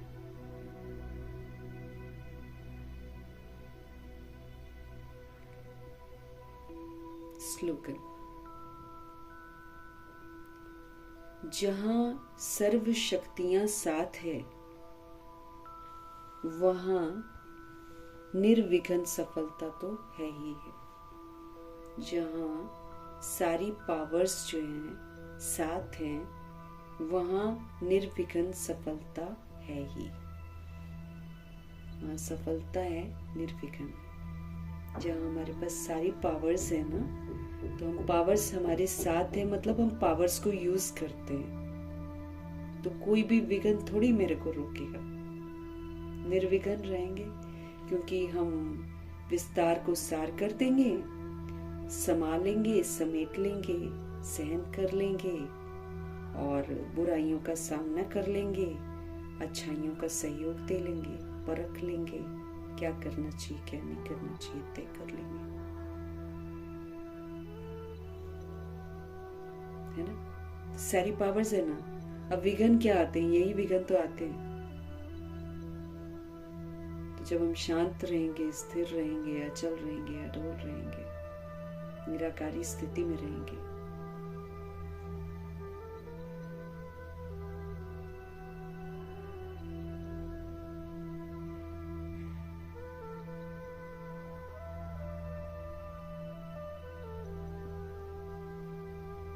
निर्विघ्न सफलता है ही है। अव्यक्त इशारे। अब जितने भी पेपर हैं, जो 8 पेपर भी आने चाहिए, आएंगे हमारे सामने, उसमें 8 शक्तियां ही तो चाहिए पार करने के लिए। अभी विस्तार है, उसको सार में समेट देना, अंतर्मुखी होकर रहना है, रिएक्ट नहीं करना है, रिजेक्ट नहीं करना है, कोई प्रश्न नहीं करना है, कोई करेक्शन नहीं हमको करना है। अव्यक्त इशारे। अब संपन्न व कर्मातीत बनने की धुन लगो। संपन्न बनो बाबा कहते, और कर्मातीत बनो फटाफट, है ना। सारा कार्मिक हिसाब किताब अपना सेटल करो। धुन लग जानी चाहिए कि मुझे कर्मातीत बनना, नया कोई कर्म का हिसाब किताब मुझे नहीं बनना। अंतर्वाहक स्थिति, देखो अभी ये भी एक स्थिति है। स्थिति एक रस बाबा कहते हैं बनाओ, है ना। बेटर बेटर बेटर बेटर, फिर एक दिन बेस्ट हो जाएगी। अंतर्वाहक स्थिति मतलब फरिश्ता स्थिति, अर्थात कर्म बंधन मुक्त कर्मातीत स्थिति। सारे बंधनों से मुक्त जब होते हैं तभी तो फरिश्ता बनकर उड़ते हैं। तो अंतर्वाहक स्थिति का मतलब कर्म बंधन मुक्त कर्मातीत स्थिति का वाहन, अर्थात अंतिम वाहन, जिस द्वारा ही सेकंड में साथ में उड़ जाएंगे। जब तक हम बंधन में बंधे हुए हैं, मनसा का बंधन, वाचा का बंधन, कर्मणा का बंधन, तब तक तो हम यहीं फंसे रह जाएंगे।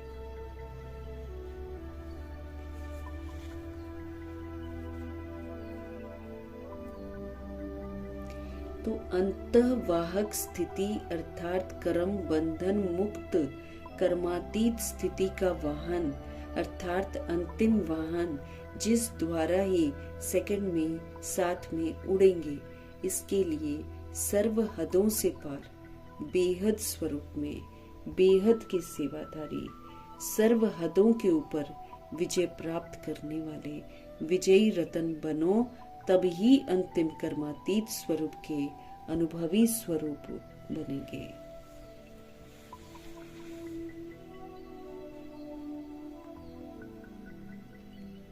अंतर्वाहक स्थिति अर्थात सारे कर्म बंधनों से मुक्त कर्मातीत स्थिति का वाहन, ये वाहन का काम करता है। ये जो स्थिति है ना, जैसे सवारी करते हैं ना वाहन में, तो ये वाहन का काम करता है, फरिश्ता स्थिति। तो अंतर्वाहक स्थिति अर्थात कर्म बंधनों से मुक्त कर्मातीत स्थिति का जो वाहन है, अर्थात अंतिम वाहन है वो, जिस द्वारा ही हम सेकंड में साथ में उड़ेंगे।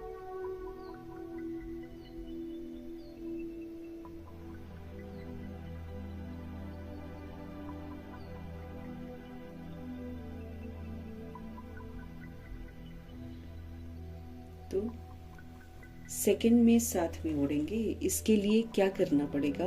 इसके लिए सर्व हदों से पार बेहद स्वरूप में बेहद के सेवाधारी, सर्व हदों के ऊपर विजय प्राप्त करने वाले विजयी रतन बनो। इसके लिए सारी हदों से पार बेहद के स्वरूप में बेहद के सेवाधारी, सर्व हदों के ऊपर विजय प्राप्त करने वाले विजयी रतन बनो, तब ही अंतिम कर्मातीत स्वरूप के अनुभवी स्वरूप बनेंगे। तब ही अंतिम कर्मातीत स्वरूप के अनुभवी स्वरूप हम बनेंगे।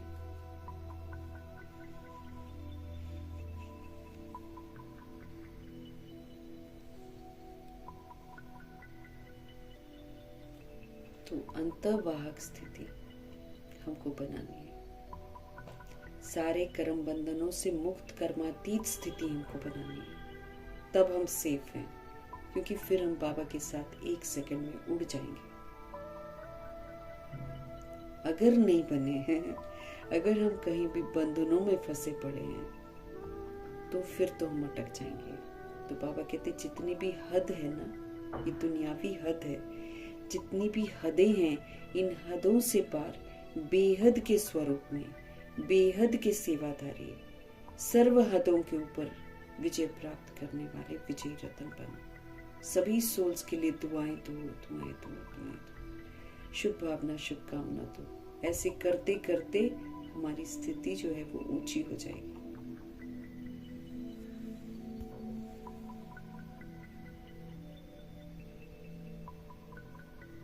बाबा क्या बोल रहे हैं? इसके लिए सर्व हदों से पार बेहद स्वरूप में है ना। बेहद स्वरूप में मीन सारी सोल्स को अपना परिवार समझते हुए बेहद के सेवाधारी बनो। सभी को दुआएं दो, सभी को शुभ भावना शुभकामना दो। सारी हदों के ऊपर विजय प्राप्त करने वाले, जब हम सबके लिए शुभ भावना शुभकामना रखेंगे, जब हम सबके लिए दुआएं करेंगे, पवित्र थॉट्स रखेंगे, हम विजय प्राप्त कर रहे हैं। अगर हम बिंदी लगा देते हैं तो क्या होता है? हमने विजय प्राप्त कर ली। क्यों? क्या क्वेश्चन उठाने वाले सिचुएशंस हैं, लेकिन हमने उसको बिंदी लगा दी, मतलब हम जीत गए। जहां क्यों क्या के विस्तार में गए, फेल है। हल भी कुछ नहीं निकलेगा और फेल भी हो जाएंगे।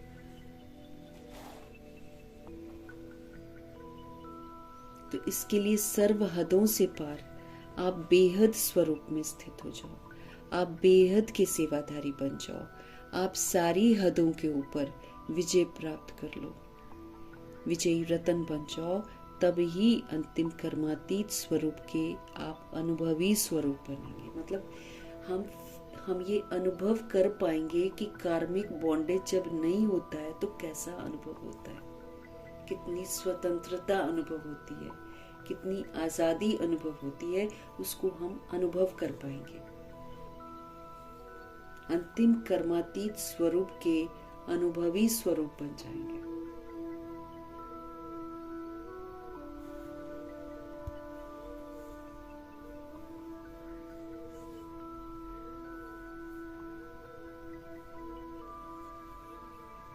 बेहद की सेवा, सभी की सेवा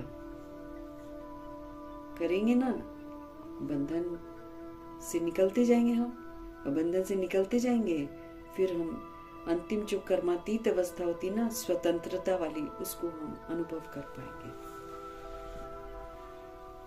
और कोई रास्ता नहीं है हमारे पास। हमारी पवित्र मनसा है ना, हमारी पवित्र मनसा, पवित्र वाचा और पवित्र कर्मणा, इसी से हम सारे हिसाब किताब सेटल कर सकते हैं। और कोई रास्ता नहीं है। जब एक रूह दूसरी रूह के हित में सोचती है, जब एक रूह दूसरी रूह के लिए पवित्र संकल्प रचती है, तो वो दूसरी सोल के बंधन से मुक्त हो जाती है। सुंदर विधियां हैं भगवान जी की, कॉम्प्लिकेटिंग नहीं है। बस हमको कॉम्प्लिकेटिंग इसलिए लगता है क्योंकि हमारे अंदर देह का अभिमान है। इससे क्या होता है कि हम फीलिंग में आ जाते हैं, फिर हम सबके साथ एक जैसा व्यवहार नहीं कर पाते हैं। लेकिन इस बात से हम अनजान होते हैं कि हम बंधन बना रहे हैं, हम अपने आप को कैद कर रहे हैं।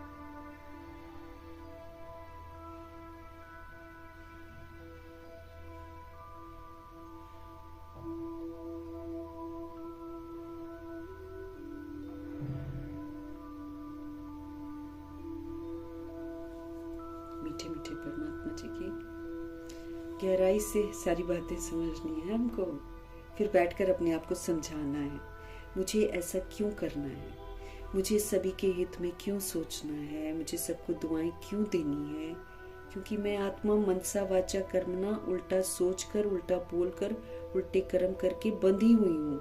मेरी मुलाकात उन्हीं आत्माओं से हो रही है जिनके साथ मेरा पिछले जन्मों का हिसाब किताब है।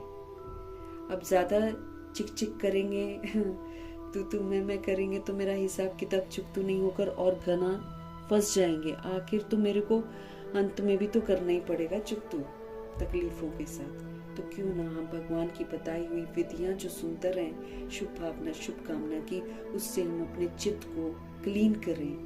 क्योंकि करते करते करते करते करते करते फिर प्राप्तियां जब होनी शुरू हो जाएंगी ना, फिर ये क्लीन हो जाएगा।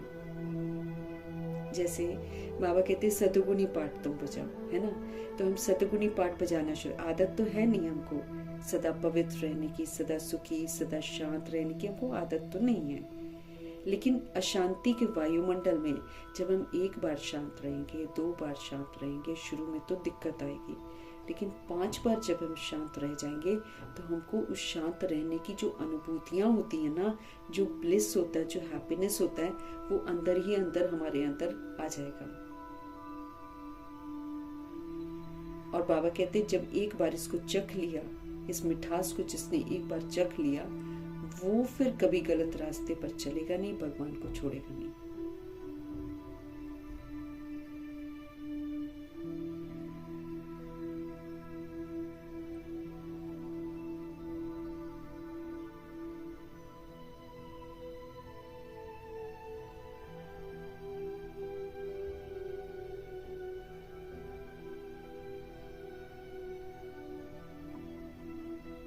तो सारी मनसा वाचा कर्मणा को अब हमको बाबा कहते क्लीन करो, साफ करो।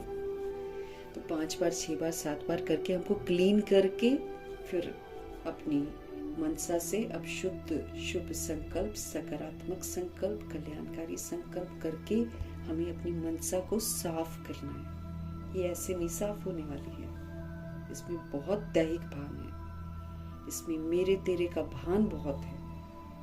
झट से ये मेरा है, ये तेरा है, ये वाला फीलिंग अंदर बहुत गहरा है हमारे अंदर। इसको तो अपने आप को चेक कर करके हमको ठीक करना है। साफ मनसा चाहिए बाबा को, सबूत देना पड़ेगा हमको साफ मनसा का, क्योंकि अंत में हमारे पास सीन्स ऐसे आएंगे जिसमें जब तक मेरी मनसा साफ नहीं होगी मैं न्याय कर ही नहीं पाऊंगी। मेरे को दूसरे की गलती नजर नहीं आनी चाहिए। इतना सुंदर अपनी दृष्टि वृत्ति को बनाना है, उसका प्रभाव मेरे पर नहीं पड़े, लेकिन मैं आत्मा उसकी सतोगुणी स्वरूप को देखकर उसको सतोगुणी सहयोग दे दूं, ताकि उसका जो कुकर्म है वो वहीं पर आग जो लगी हुई है वो बंद हो जाए, क्योंकि अब खौफनाक समय आएगा। शुरू तो हो गए हैं, और भी भयंकर रूप लेंगे ये। तो उससे पहले हम अपनी मनसा को क्लीन करें, क्योंकि वो जो भयंकर रूप लेंगे उस समय फिर भगवान ड्रामा में मौजूद नहीं होंगे, फिर मदद नहीं मिलेगी हमें किसी से भी।